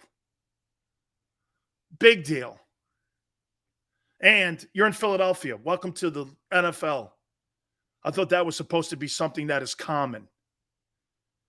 Okay? Ty's like, we gave Gannon the ingredients he said he didn't have. Absolutely, Ty. You know one thing you've never heard Jalen Hurts say? You've never heard Jalen Hurts, and this is one of the beautiful things about Jalen Hurts that I absolutely love about the player. He never makes excuses up for anything. You got a defensive coordinator that made excuses up on why he wasn't effective last year. He blamed the players. That's why I hate that guy. You blame the players? We didn't have the personnel last year to do what I really wanted. Bro, you blame your guys in the building for your ineptness. And now that you have the guys, you still look the same, soft. Setting the edges. Playing with intensity. Again, no one's asking you to go out with 2s versus 1s and win those battles against frontline NFL guys. But at least give a shit. Okay? Hey, eventually, let me ask any of you this. Okay? Let me ask any of you this. If a guy's punching you in the face okay, and you're at a tailgate, and he's hitting you in the face 4 or 5 times, or he's slapping you in the back of the neck, aren't eventually you going to turn around and go, you do that shit again to me, I'm going to knock you out? Aren't you? Or are you just going to let that guy hit you in the back of the head for 3 hours until the game starts? That's a soft mentality. I want fighters. I'm not talking stupid fighters either. I'm talking, I want fighters. Fighting for jobs. Fighting for careers. That's an attitude you have in your locker room. Gary said it too. And it hasn't been shown on that side of the ball, in my opinion, the entire camp. But they're going to flip a switch. And you know what some people may say to you? Sills, it's only preseason. Being great, you're not great 5% of the time in your life. Being great is something you have to practice and strive to be every second you live. If people are watching you or not. See, when you're great all the time, then it becomes second nature to you. And there is no switch. You're just fucking great. Being great is hard, because if that was the case, everybody would be great. But some of you here are, Sills, it's only preseason. Don't make more of it. Again, I'm not making anything of the games. I'm making more of the effort and the want to give a shit. That's more where I'm coming from. Show me you care. You got 13 days now to have this sitting around your neck, where you look back and you put the body of work in for a month of football training camp. They went through the motions. Couple drives, couple series. I'll reset. Hit the like button. Hour 3, National Football Show. Keep it right here.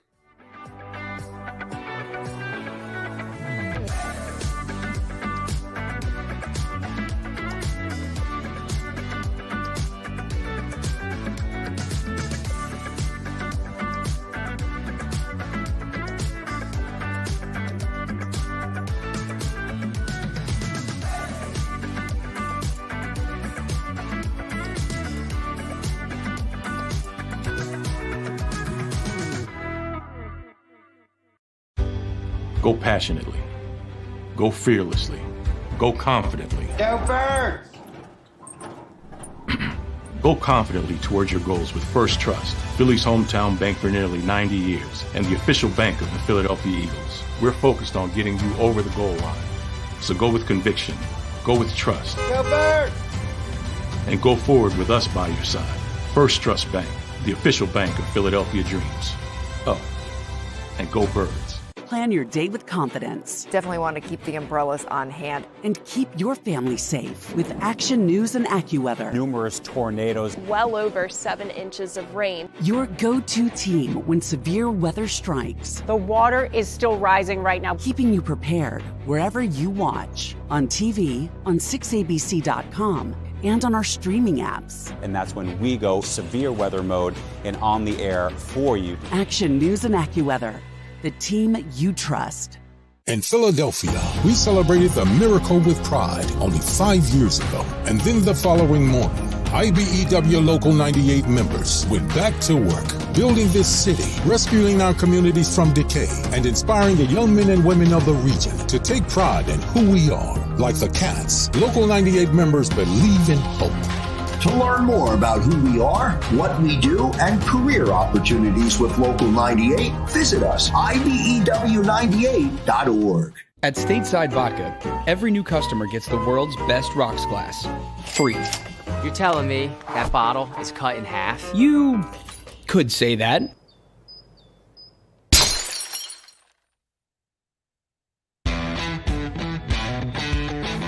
Go for the pulls and the pools. Go for the oohs and the ahs. Go for the bubbles and the bubbly. Go for the story and the stories.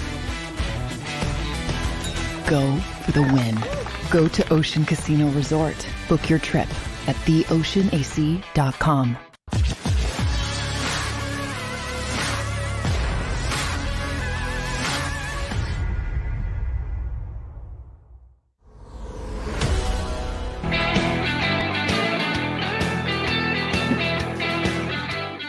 Hour number 3, National Football Show. Please hit the like button. Thank you guys so much. I want to reiterate that again to you, that I think Kenny Pickett has a better passing arm than Jalen Hurts does. And the reason I do that is because it just shows you that if you use your eyeball test sometimes, and by the way, don't misconstrue that I think that Pickett's a better quarterback than Jalen. He just has more arm talent. And he's more accurate. You can see it. And it's on display for you. Versus I'll tell you this. Winning Jalen's way is a chore. Running the ball. RPOs. You're just not going to have a series where a guy just drives you down the field and he's the engine. Everybody's got to be on the same page, man, to get – that's going to be 14, 15, 16 play drives like that. I mean, that's going to be a lot of work. That's going to be a lot of work to win ball games. Okay? Fact sounds like Giants fans should be Rams fans. By the way, Tyrod Taylor should be starting in New York. Sills, you talk more Hurts than Dems talk Trump.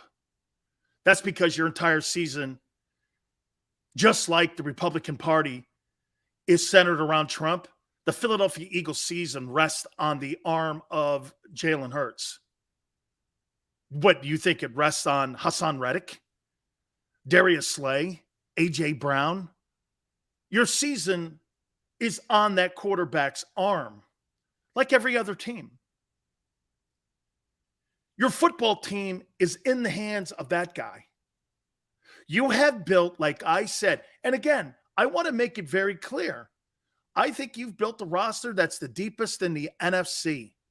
I think you're limited at quarterback. That's all.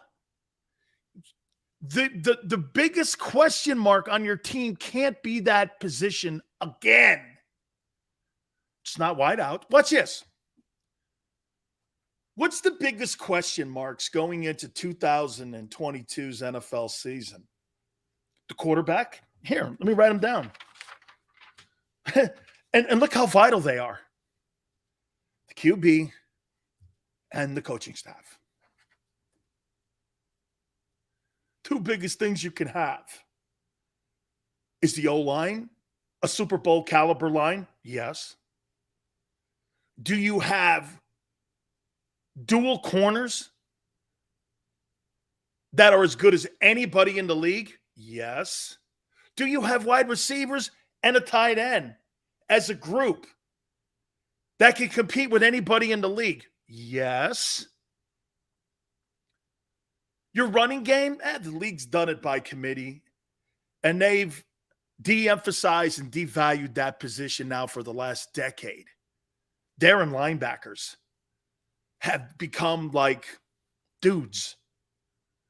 Running back, who would have ever thought in my lifetime that running backs would be less of a value than wideouts? Wideouts used to be a dime a dozen. Get them on the street, get a guy, turn him into Wes Welker or Julian Edelman. Now it's running backs. I would have never have thought in a game as physical as pro football that the running game, running back, and the running back position would be so de-emphasized. You know those contracts that you saw with Todd Gurley? And who was the other guy? Zeke. Gurley and Zeke, unless it's Derrick Henry, you're never going to see deals like that again, like Christian McCaffrey got. No way. They don't last. Why would I spend $25 million a year on a running back when I can go get two wideouts at $10, $15 million a pop if I've got a quarterback? Why would I do that? I wouldn't. Okay? I wouldn't. That Tony Jefferson kid got released. I'd take a look at him better than anything you got in the secondary when it comes to your safety positions. I'd take a look at him. I don't know if he's better. I shouldn't say that. Okay? Marina goes, Hurts has shown improvement. Gannon is not. Jalen Hurts has not shown improvement. How do you know that? Because he did it against the Jets? Where did you see that? Because somebody told you in practice Pauly Shore's writing those stats down? That's a joke. You heard Gary Cobb say it's a joke. Gary Cobb goes, it's a joke. You talk about winning practices. It's a joke. Nobody takes that seriously that has any common sense in them, except media people that cover the team, like IP and some of the reporters. No disrespect to the guys. But a true football guy goes, practice doesn't mean you won anything or improved. It's a homogenized, sterile situation that they put you in for confidence. This entire camp for Jalen Hurts has been about building his confidence up to make the plays. Nothing else. The talk. Hey, you know what else too? The behind-the-scenes talk with media people to talk kindly on Jalen. Telling everybody we love the kid. Hey, all of that is by design.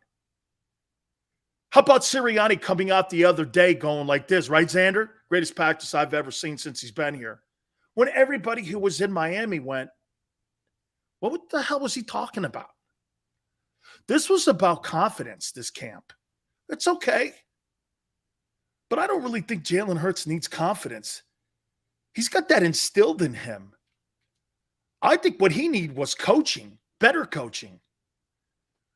Not wishful thinking coaching. Some of you go like this, and Xander even said it. Mac Jones looked terrible. Watch Mac Jones come out and play well this year. Because Belichick knows his second year is his toughest year. It is for every quarterback that plays in this league. The second year is the toughest year because everyone's got a book on you. You really think that Nick Sirianni and Shane Steichen have prepared Jalen Hurts to see the worst of what's to happen yet this year? Absolutely not. Everything has been done perfectly for him. And this is not anything on him. This is shitty coaching. This is shitty preparation. Here, get this. So they put him in these perfect positions to look good. They don't condition, and they bitch that they're in Miami because it's too hot. So you mean to tell me you put that effort out because it was too hot? I mean, guys, you may have to play in that temperature early in the season. It may be hot like that when you have to go to FedEx in week 3. You don't know. How about when you have to go to Arizona? Well, it's inside in Glendale. Okay.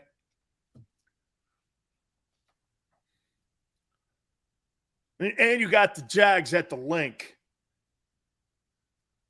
Okay.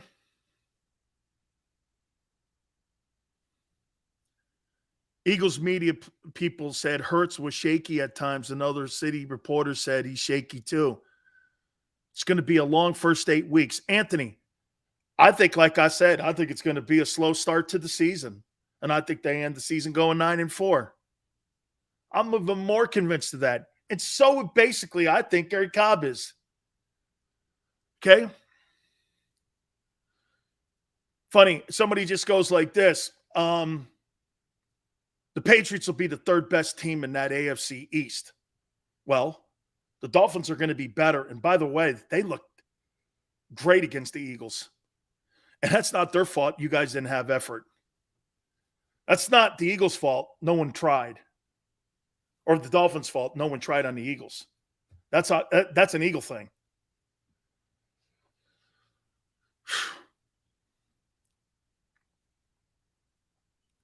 Where does Cobb get this crap?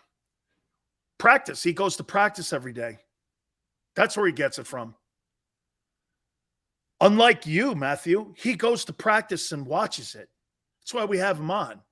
He's there every day. that media could show up to practice. Gary Cobb goes for Fox 29 in Philly. That's where he gets it from. That's okay with you. Okay? Nobody talks about the Dolphins' defensive line. They get, you know what? They've improved. They've improved, and they were improving under Brian Flores too, by the way. How good is that coaching staff too in Pittsburgh with Brian Flores on it? You see how Pittsburgh's defense has improved already with Flores being on it? You see an attitude also. I'd like to have Brian Flores as the Eagle defensive coordinator. Man, would that be a great coup getting him? Boy, I'd love to have him. He's a special assistant now to Mike Tomlin. You can already see the improvement.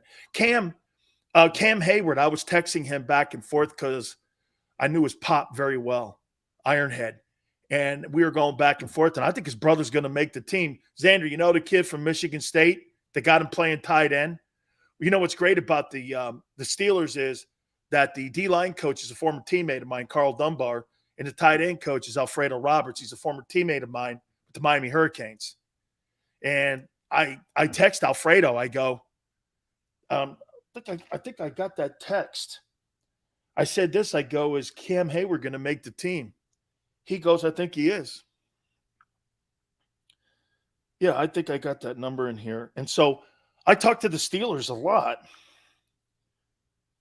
I talked to the Steelers, and I talked to Carl too, and I asked him about the kid. I just love the way they coach their players. Yeah, I can't. Well, I got to cover the number. But there's Alfredo Roberts. See the University of Miami. He's my teammate. So I'll cover the number. I text him. He goes, I think the kid's going to make the team. I like the guy, man. I hate the damn Steelers.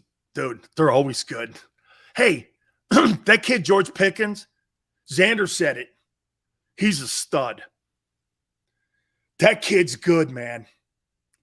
Hey, Xander, that kid from Georgia is good. That kid is good. He's going to make some plays this year. They got the quarterbacks too, man. Okay? Dude, hey, Fly, Kenny Pickens, man. I think he can spin that rock. Dom, embarrassing. Okay? Ronald says this, I think any fan of the Eagles should be concerned and upset with the performance of the team this weekend without overreacting. Correct, Ronald. Like this, Ronald. Ronald, like this with the effort. Really? Your final dress rehearsal, that's what you put on tape? Guys fighting for jobs? Was it already predetermined that everybody in the building knows who made the team? That's even more of a problem. Hey, I never thought about this, guys. Maybe everybody who played on Saturday knew who made the team already. And some of those guys were like, why give effort? Little did they realize that 31 other teams are going to be watching that tape to see if there's anybody out there worth the shit. And after what I saw against the Dolphins, I wouldn't call anybody up. I wouldn't call any of those players up from Philly. That kind of effort you're going to have in a must-win situation where you're trying to win a spot, phew, and you know you're being put on tape. Anytime there's tape on you, you need to put the best tape you possibly can, even practice tape, because that goes to personnel people around the league.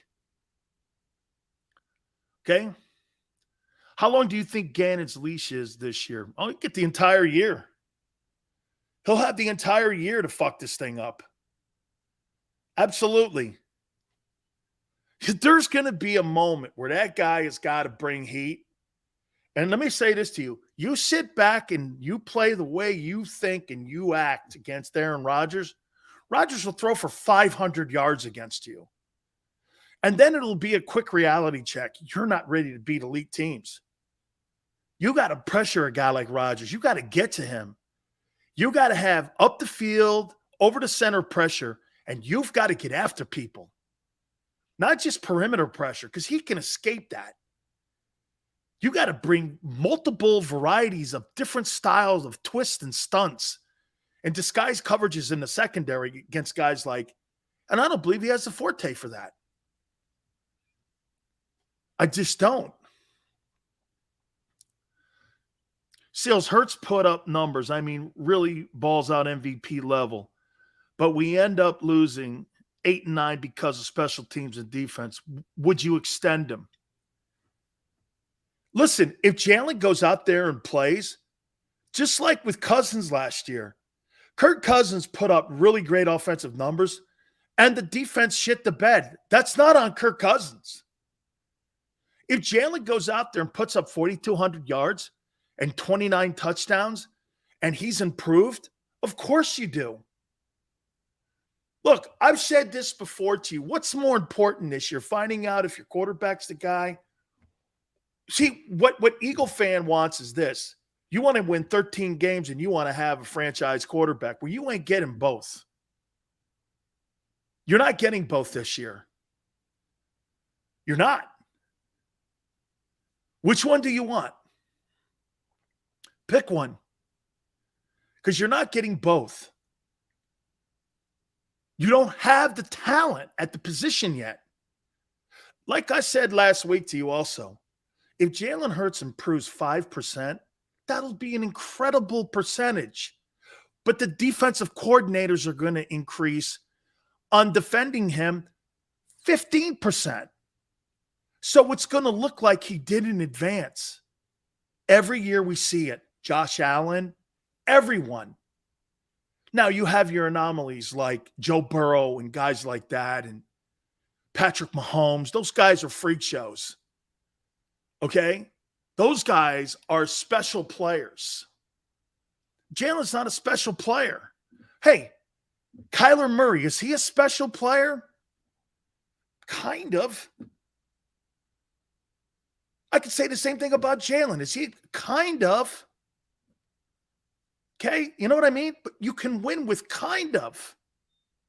Not everybody has Joe Burrow. We know this. How many coaching careers go by the wayside because they don't have the right signal caller?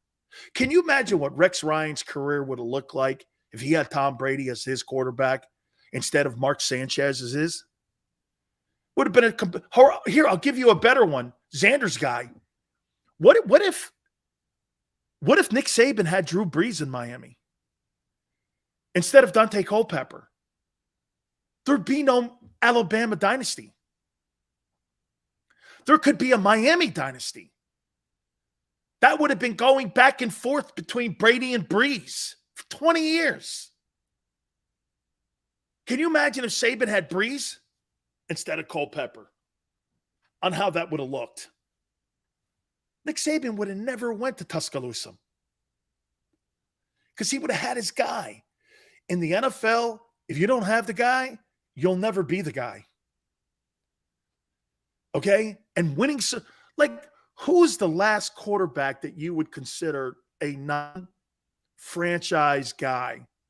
Flacco that won a Super Bowl? Who would be a guy that you wouldn't pay $45 million to? Joe Flacco? I'm trying to think of another guy in the last 20 years. Who would be a quarterback where you went, right? In the last 20 years, who's won a Super Bowl you went? Foles? Foles was a substitute teacher. You're right. Okay, so Foles and Flacco in 20 years, two of them. That's not 20 years. Dilfer was early 97, I think he was. Didn't they win that Super Bowl in 97? The Ravens Super Bowl. The Ravens Super Bowl was in the late 90s,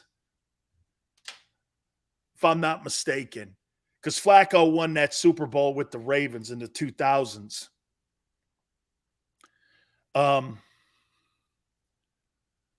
Big Ben's a Hall of Fame quarterback, dude.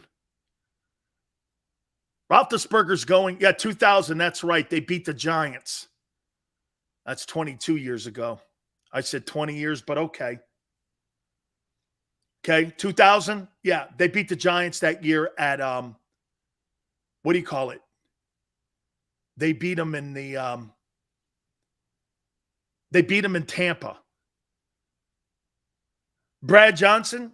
So you got Brad Johnson, Nick Foles. Eli Manning's going to the Hall of Fame. Okay? Eli is a Hall of Fame. When you beat the GOAT twice and you're the Super Bowl MVP twice, you're going to the Hall of Fame. Eli's going to the Hall of Fame. Okay? As much as people hate it. That's right. He's a Hall of Fame lock. That's what Xander says.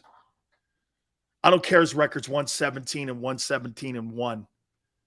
He's going to the Hall of Fame because he's got the Tiffany name and also because he's beaten the GOAT twice and he knocked off a team that was undefeated.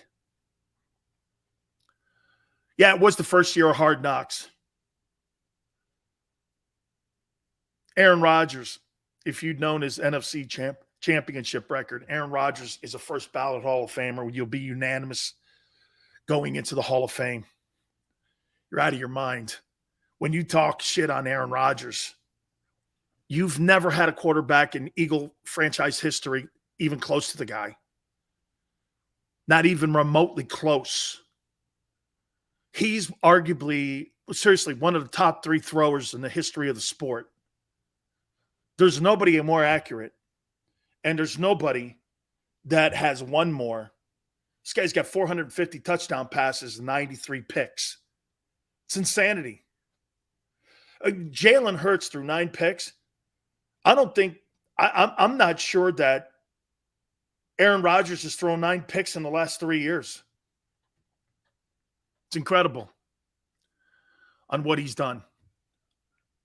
So make no mistake about it this year. All the things, like I said, and I'm resetting here. Like I said to you, this is how they ended their exhibition season. Poor effort against the Dolphins, poor tackling, poor angles. Okay?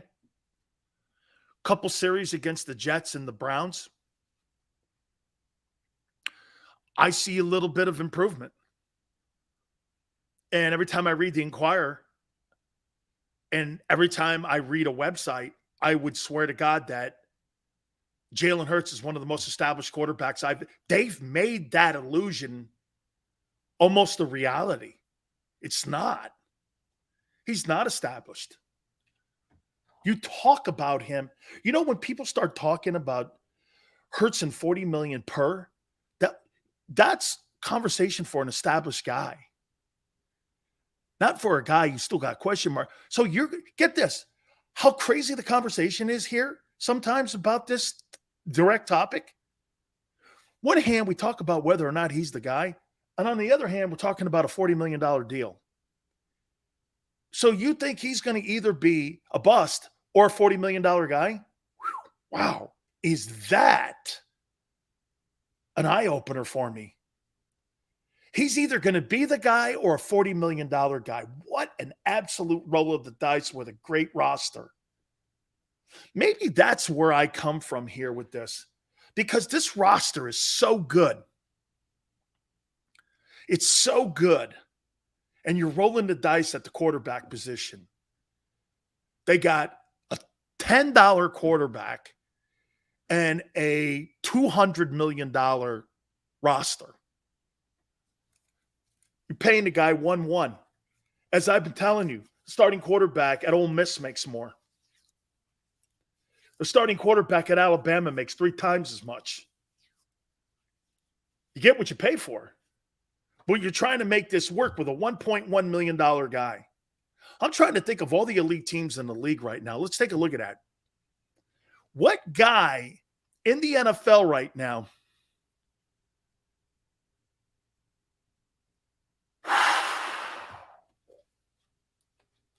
they listen to me. They listen to me and they listen to me. San Francisco just gave Garoppolo a 1-year deal. San Francisco will play for the Super Bowl this year too, because it'll get to a point where Trey Lance relinquishes that. He hasn't practiced with the team one day. And they gave him a one-year contract, and they were afraid to cut him or trade him. Because if Garoppolo leaves and goes to Seattle, DK Metcalf and a couple dudes up there, wow, you talk about San Fran blinking. San Francisco blinked. At the end of the day, San Francisco went like this, Xander. Shit. What if he goes to Seattle? And we have to play. How old is Jimmy G, by the way? I knew it, man. I knew they were having problems letting him go. You just don't let go with 38 and 16. How old is Jimmy Garoppolo? He's 30. This guy's got 10 years. You're not letting that guy go. The Niners blinked. Trey Lance, one play Trey, baby. Whew. Dude, after that last shitty exhibit of football by Trey Lance, John Lynch went like this. Yeah, I think we can afford $25 million. Talk about blinking. Oh, my God. Oh, my God. Holy cow, man. I knew hey, because I said this. I go like this. I think I even tweeted this out. I go, so wait a minute here. Let me get this right. So the 49ers are just going to cut a guy who's considered one of the greatest quarterbacks in 49er history for one play Trey? Pfft. Not me, man. Not me. Oh, dude, can you imagine if Jimmy Garoppolo would have went to Philadelphia? Okay, he goes to Philly, takes the team to the NFC title game, and he plays the Niners. He'd have beat them. You can't have that. How about if he goes to the Giants and you see him again?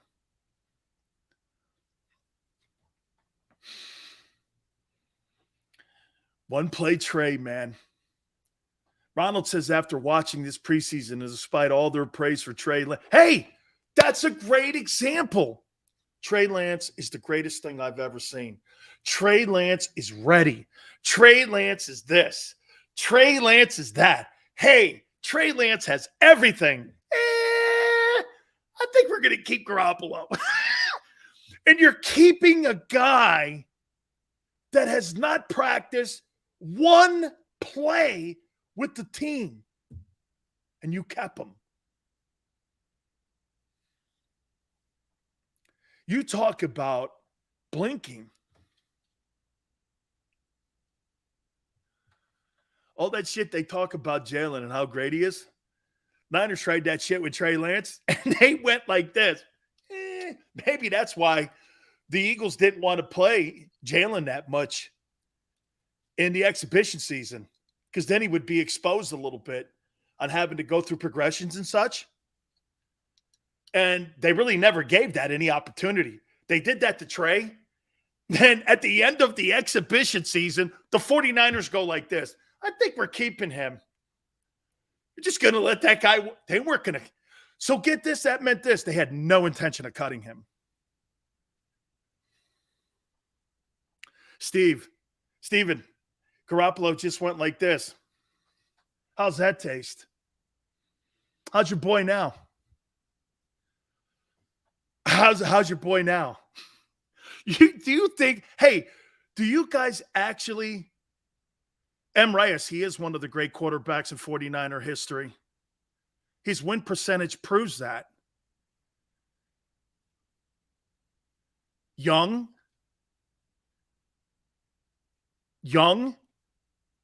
Montana, Brody, him. This guy's 33-14 as a starting quarterback in San Francisco. How's that not one of the better records in franchise history. Oh, I forgot. Wait a minute. How about the, no, you guys are probably thinking of who's that guy's name?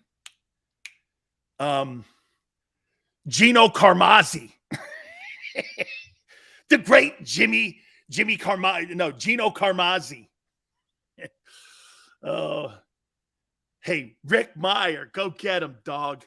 Jeff Garcia too, man. Yeah. How Jeff Garcia was better. Yeah, I'm sure he was. Funny how you can't, hey, so you take a team to 2 of the last 3 NFC championship games, and you're 38 and you're 16 overall and 5-2 in the postseason, and you're not one of the better quarterbacks in Niner history. Oh my God. Listen to this. Oh my God. Big Sills again. I kept telling 49er. Also, no trade and no tag clauses in that contract. So he has freedom to leave in 2023. He gets to pick where he wants to play next year. Dude, he owns the 49ers this year. He won that. Jimmy, because we treated you like shit, they did this. Actually, that's a sign of respect on what they're doing here. That's a sign of true respect. No trade, no tag clauses. Here's $25 million, and you get to go wherever you want. We can't just let you walk out the building. Okay? That's respect. That's actually really cool respect. Dude, we can't just cut you and let you go somewhere, come back and haunt us. They were afraid of that. He probably would have went right up to Seattle, right? With Lockett and DK Metcalf and Garoppolo inside the division. You can't have that. You can't, you can't have that. You just, here he is coming into San Fran, beating us. That's not going to work. And then with one play Trey. Fantastic. All right. Hit the like button. Keep it right here on the National Football Show.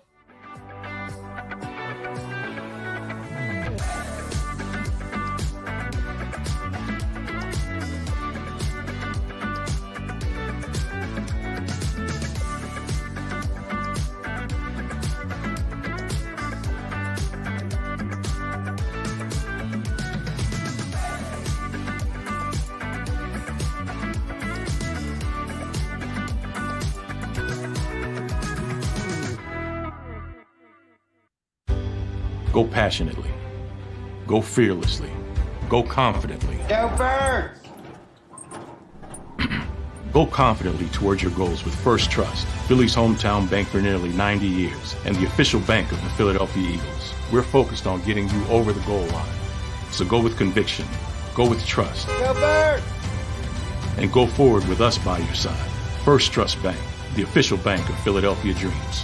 Oh, and go Birds. Plan your day with confidence. Definitely want to keep the umbrellas on hand. And keep your family safe with Action News and AccuWeather. Numerous tornadoes. Well over 7 inches of rain. Your go-to team when severe weather strikes. The water is still rising right now. Keeping you prepared wherever you watch. On TV, on 6abc.com, and on our streaming apps. And that's when we go severe weather mode and on the air for you. Action News and AccuWeather. The team you trust. In Philadelphia, we celebrated the miracle with pride only 5 years ago. And then the following morning, IBEW Local 98 members went back to work, building this city, rescuing our communities from decay, and inspiring the young men and women of the region to take pride in who we are. Like the Cats, Local 98 members believe in hope.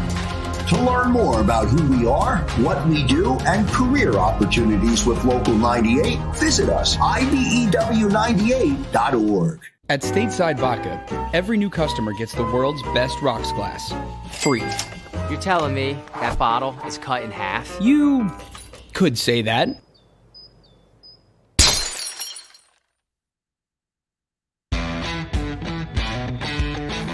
Go for the polls and the pools. Go for the oohs and the ahs. Go for the bubbles and the bubbly. Go for the story and the stories. Go for the win. Go to Ocean Casino Resort. Book your trip at theoceanac.com.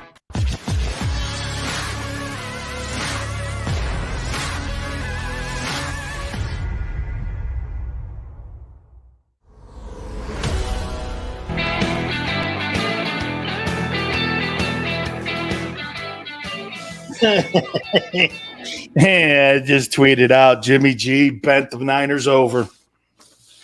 You bet they did, man. Ooh, man, that's gotta hurt. You had a guy with a wounded chicken wing. This guy's arm was on like repair. He had surgery. Okay? And you gave him a contract because you were afraid of him going somewhere, coming back to haunt you. And hey, and you're doing this. Watch this. You're watching Trey Lance and you're Kyle Shanahan. You're doing this. Shit. Jimmy makes that play all night. Hey, Jimmy makes that play all night. Hey, John Lynch.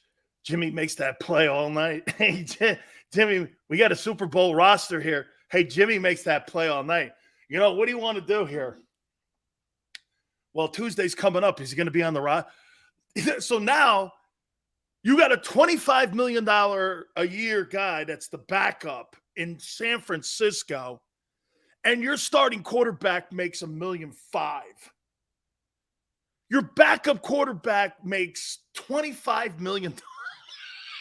Hey, no, that sounds like a really well done and thought out plan. Holy jeez.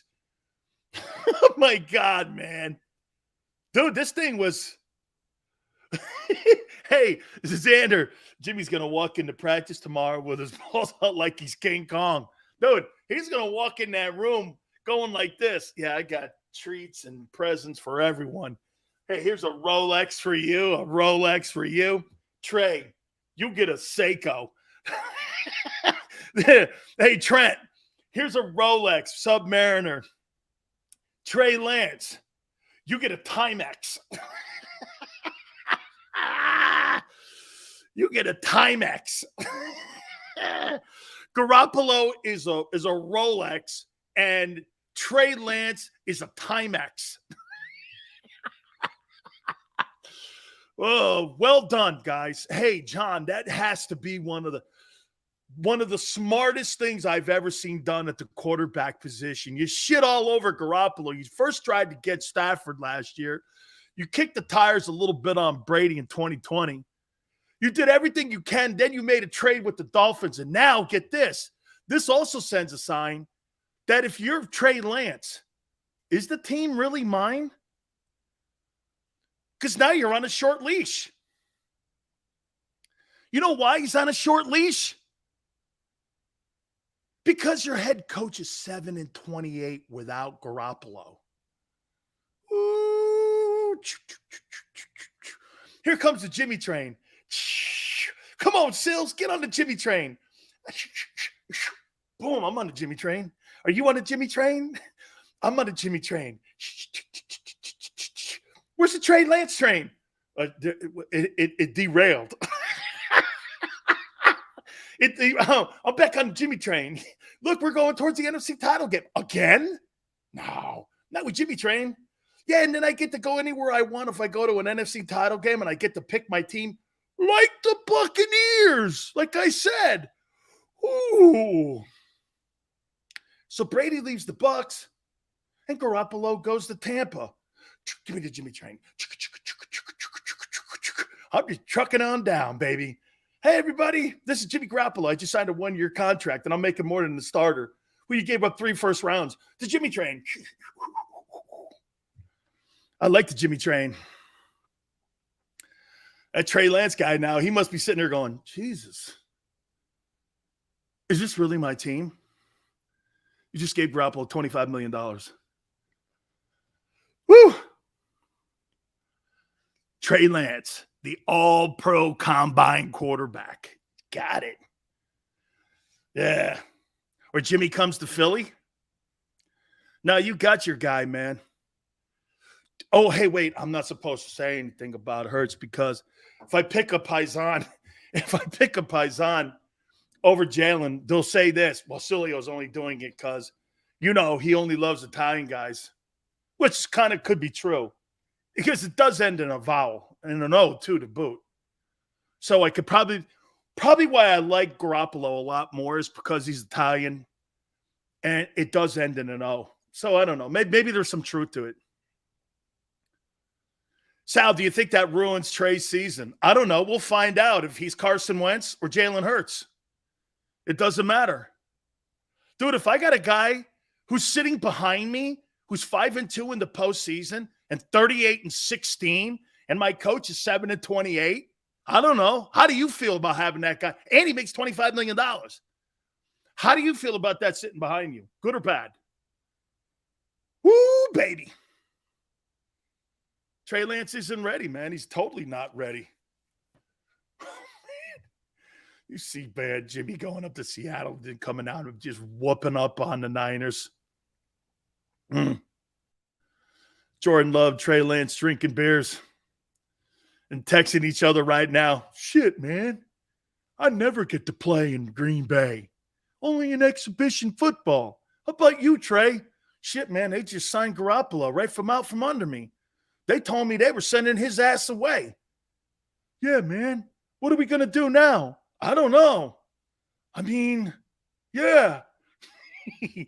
Yeah. Hey, Steven. Like Xander says, if I'm Jimmy G, I'm walking into the locker room tomorrow going, like I'm Clint Eastwood. I'll come back and kill every one of you sons of bitches if you don't bury Ned right. Yeah, you don't bury Ned right, I'll come back and kill every one of you sons of bitches. Yeah, man. It's one of my favorite lines. This guy's like Wyatt Earp, man. He just walks in like this. Jimmy G with his giant Subway sandwich. Hey, Xander. This guy walks in with his giant Subway sandwich and goes in and goes, new sheriff in town. We got a new sub. It's called a Jimmy G sub, and it's a 10-footer. Boy, I love it when organizations get it jammed back in them like that. And I agree completely with some of the players that have made comments on the Niners. And Jimmy Garoppolo has handled himself with great dignity. He's been a great teammate through all of this. And Tony Gonzalez is right. He deserves better than this. And they rewarded him. Actually, the Niners did the right thing in the end. They did the right thing in the end. Jimmy G Hurts? Shit. You kidding me? Garoppolo is a true quarterback. Hurts is a gimmick. Look, hey, Xander. Okay, I'm a Jalen Hurts fan. M. Reyes. Okay, it's over with. Jalen Hurts Estella. I think he's Northern Italian now. He's Morgan Ablydan. He's either Nablydan or Calabrese. But that's okay. We're almost paisans. Okay, man. Look, I'm a Hurts guy now. I'm a Hurts guy. So Hurts is Italian? Shit. Moses Malone's Italian. He ends in E, right? Jimmy G restructuring his contract from 27 down to 6.5 to remain on the Niners. Yeah, they gave him what's the signing bonus? He just didn't take a $27 million to $9 million. There's a signing bonus money in there too somewhere.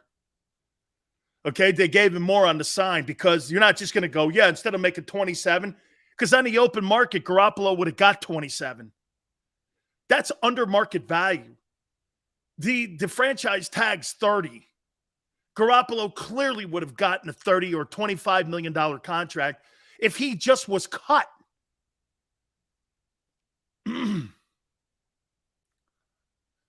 Big dog. Okay, Sills. Say Hurts flops. Would you go after Trey Lance, Jordan Love, or Jimmy G?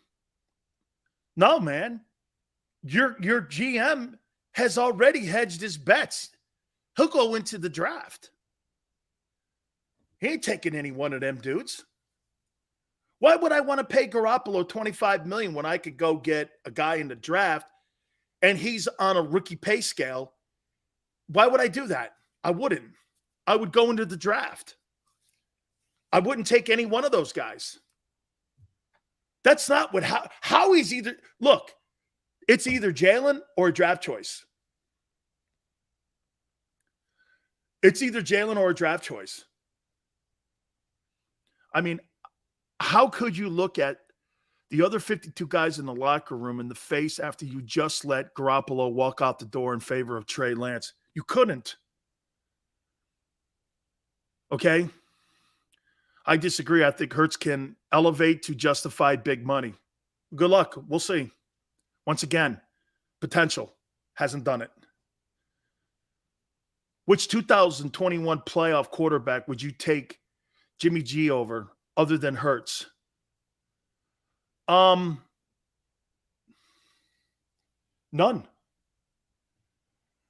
None. I wouldn't. But he beat Dak and he beat Aaron Rodgers. I mean, I don't know. In their buildings. I don't know. Okay. You know, I mean, it does come down to winning, I guess. Right? I think he was talking more NFC. I cannot wait for this season. Wow, what news on Garoppolo? That just shows you, man, all the public shit that, hey, this goes back to the Eagles here. All that public shit that they've been talking to you about, they didn't believe in San Francisco at the end, did they? Xander, how much conversation have we heard about how great Trey Lance has looked and how awesome, and all the players, Kittle and all them guys just saying he's got it and he's ready to rock and roll. At the end of the day, when it came down to real nuts and bolts, the 49ers went like this. We can't let that guy go like that. Because if they didn't, why did they just cut him? Just cut him. Oh, he's got them by the short hairs. Whew. Would you be willing to apologize if Hurts balls out? No. Well, wait a minute. Yeah. Yeah. It's called being wrong. Look, if I could say whether or not Jalen Hurts is going to be a success this year, I wouldn't be wasting it here talking like that. I'd be down at the lottery place picking lottery tickets. You bet. Hey, if I was a really good, prediction dude like Nostradamus, you see, I'm more Nostradamus than Nostradamus. Okay? So if I could predict that, I'd be predicting lottery numbers, dude. Or I'd be in Vegas. You crazy? Niners folded, man. They got their cards like this. You know, they're talking shit like they got 4 aces. Jimmy goes like this. He puts 4. Hey, Xander. Jimmy G put 4 aces down on the table. He put 4 aces on the table and went, yeah, I think I win. Oh, man, you talk about gigantic onions. Oh, my God. And, dude, if you're Trey Lance and you see this guy walk in the locker room tomorrow, you know it's his team. You know every guy in that locker room is going, management, they blinked. They don't think he's it, or they're not sure. So the Niners, just like the Eagles, are going in to the regular season pumping themselves up to think their guy's the guy. It's all been talk. The 49ers and Trey Lance show you that what the Eagles have been doing has been the same. That's why they haven't coached him hard. They want this thing to look as good as it can. And it does. Looks great. And what you have is you have all the media people except Big Sills in your back pocket going, it's a wait and see here. What kind of waffle answer is that? Either you think he is or he's not. You're never going to hear that with me. Hey, well, if he plays well, we'll just have to wait and see because I'm in that room of wait and see. The fuck is that kind of take? What kind of take is that? What kind of position is that? Do you think he's good or not? Do you think he's a franchise guy? Yay or nay? No. Because I don't think Trey Lance is. 49er fans get on my backside about that too. Oh, Sileo, I go, I don't see it. I don't care what 40 he runs.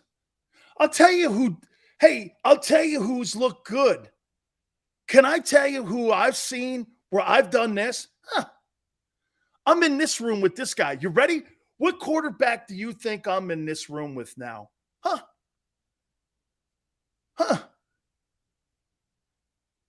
What quarterback do you think in the NFL now I'm doing this?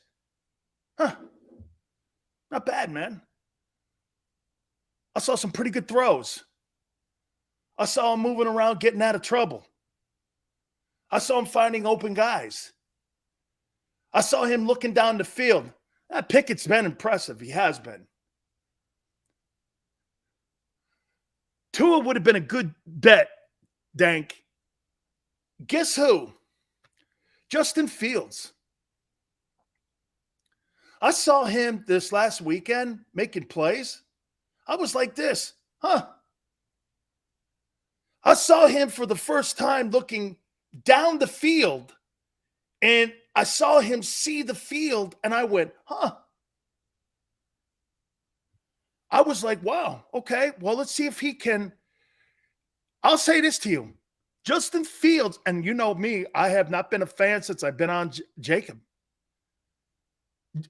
Justin Fields made me do this. Okay. He's gotten better in the exhibition season. Justin Fields got better. He got better. I did. I saw him make some touchdown throws, and I was like, man, he's not as terrible as I thought. Dank, I was pleasantly surprised. Yeah, Willis is being well coached in Tennessee. Okay? Dank, I really did, man. I went back and watched some of his highlight throws. He was not just looking in front of him any longer and waiting for the hit to come. He still needs a little bit better pocket presence, but I saw him look down the field. He looked better. I thought he looked better. By the way, Lomas Brown, 20-year NFL veteran, part of the Lions broadcast team, will be with us tomorrow at 3:30 Eastern time. We'll talk with him about the Lions going through hard knocks, what he saw through the exhibition season. They're going to be a handful. Yeah, big dog. VVS says, Dan, Jay Fields is just as good as Lawrence. I don't think so. But Fields got better this offseason. He got better. Lomas was a beast. Lomas is a dear friend of mine. I've known Lomas Brown. Okay. Hey, Xander. Xander goes like this. Sells. Fields looking like he's going to prove you wrong. He may. Because I did, like I said, he's gotten better. Sitting there banging on him and then turning around watching him the last 2 weeks. This is how I'll do it. He's gotten better. He totally has gotten better. Yeah, I've known Lomas Brown since I was... Shit, man, you want to hear something about Gary Cobb who we had on today? I've known Gary Cobb since I was 10 years old. Okay? And I've known Lomas Brown since I was 19. I've known him since I was 9. I've known, God, are you kidding me? I've known Lomas 40 years. I've known Gary Cobb 50 years. Gary Cobb was one of my idols growing up, man. Love Gary Cobb. I told Gary Cobb when I was 12 years old, man, you could do it, I could do it. I think he was at Southern Cal then. Do you know, I know Will Rolfe. He's good people. Will's a really good dude, man. That Kansas City fan base is awesome. By the way, that choir huddle they did for Dawson, dope. Totally dope. Awesome stuff, guys. We really appreciate it. 13 days out. We're going to put a clock on this, too. 13 days out from the start of the NFL season. I cannot wait to see the storylines. What a huge storyline today in San Francisco concerning a quarterback. Incredible news. I think it's going to happen by tomorrow with all the cuts. Hey, could Howie make a move for another backup quarterback? Are they going to keep 3? There's a lot of storylines going down as we get closer into the Labor Day weekend where cuts have to happen before you get ready for the upcoming regular season on September 11th. Please hit the like button. Xander, great stuff. Till tomorrow, 3 to 6 Eastern. We'll see you on the flip side.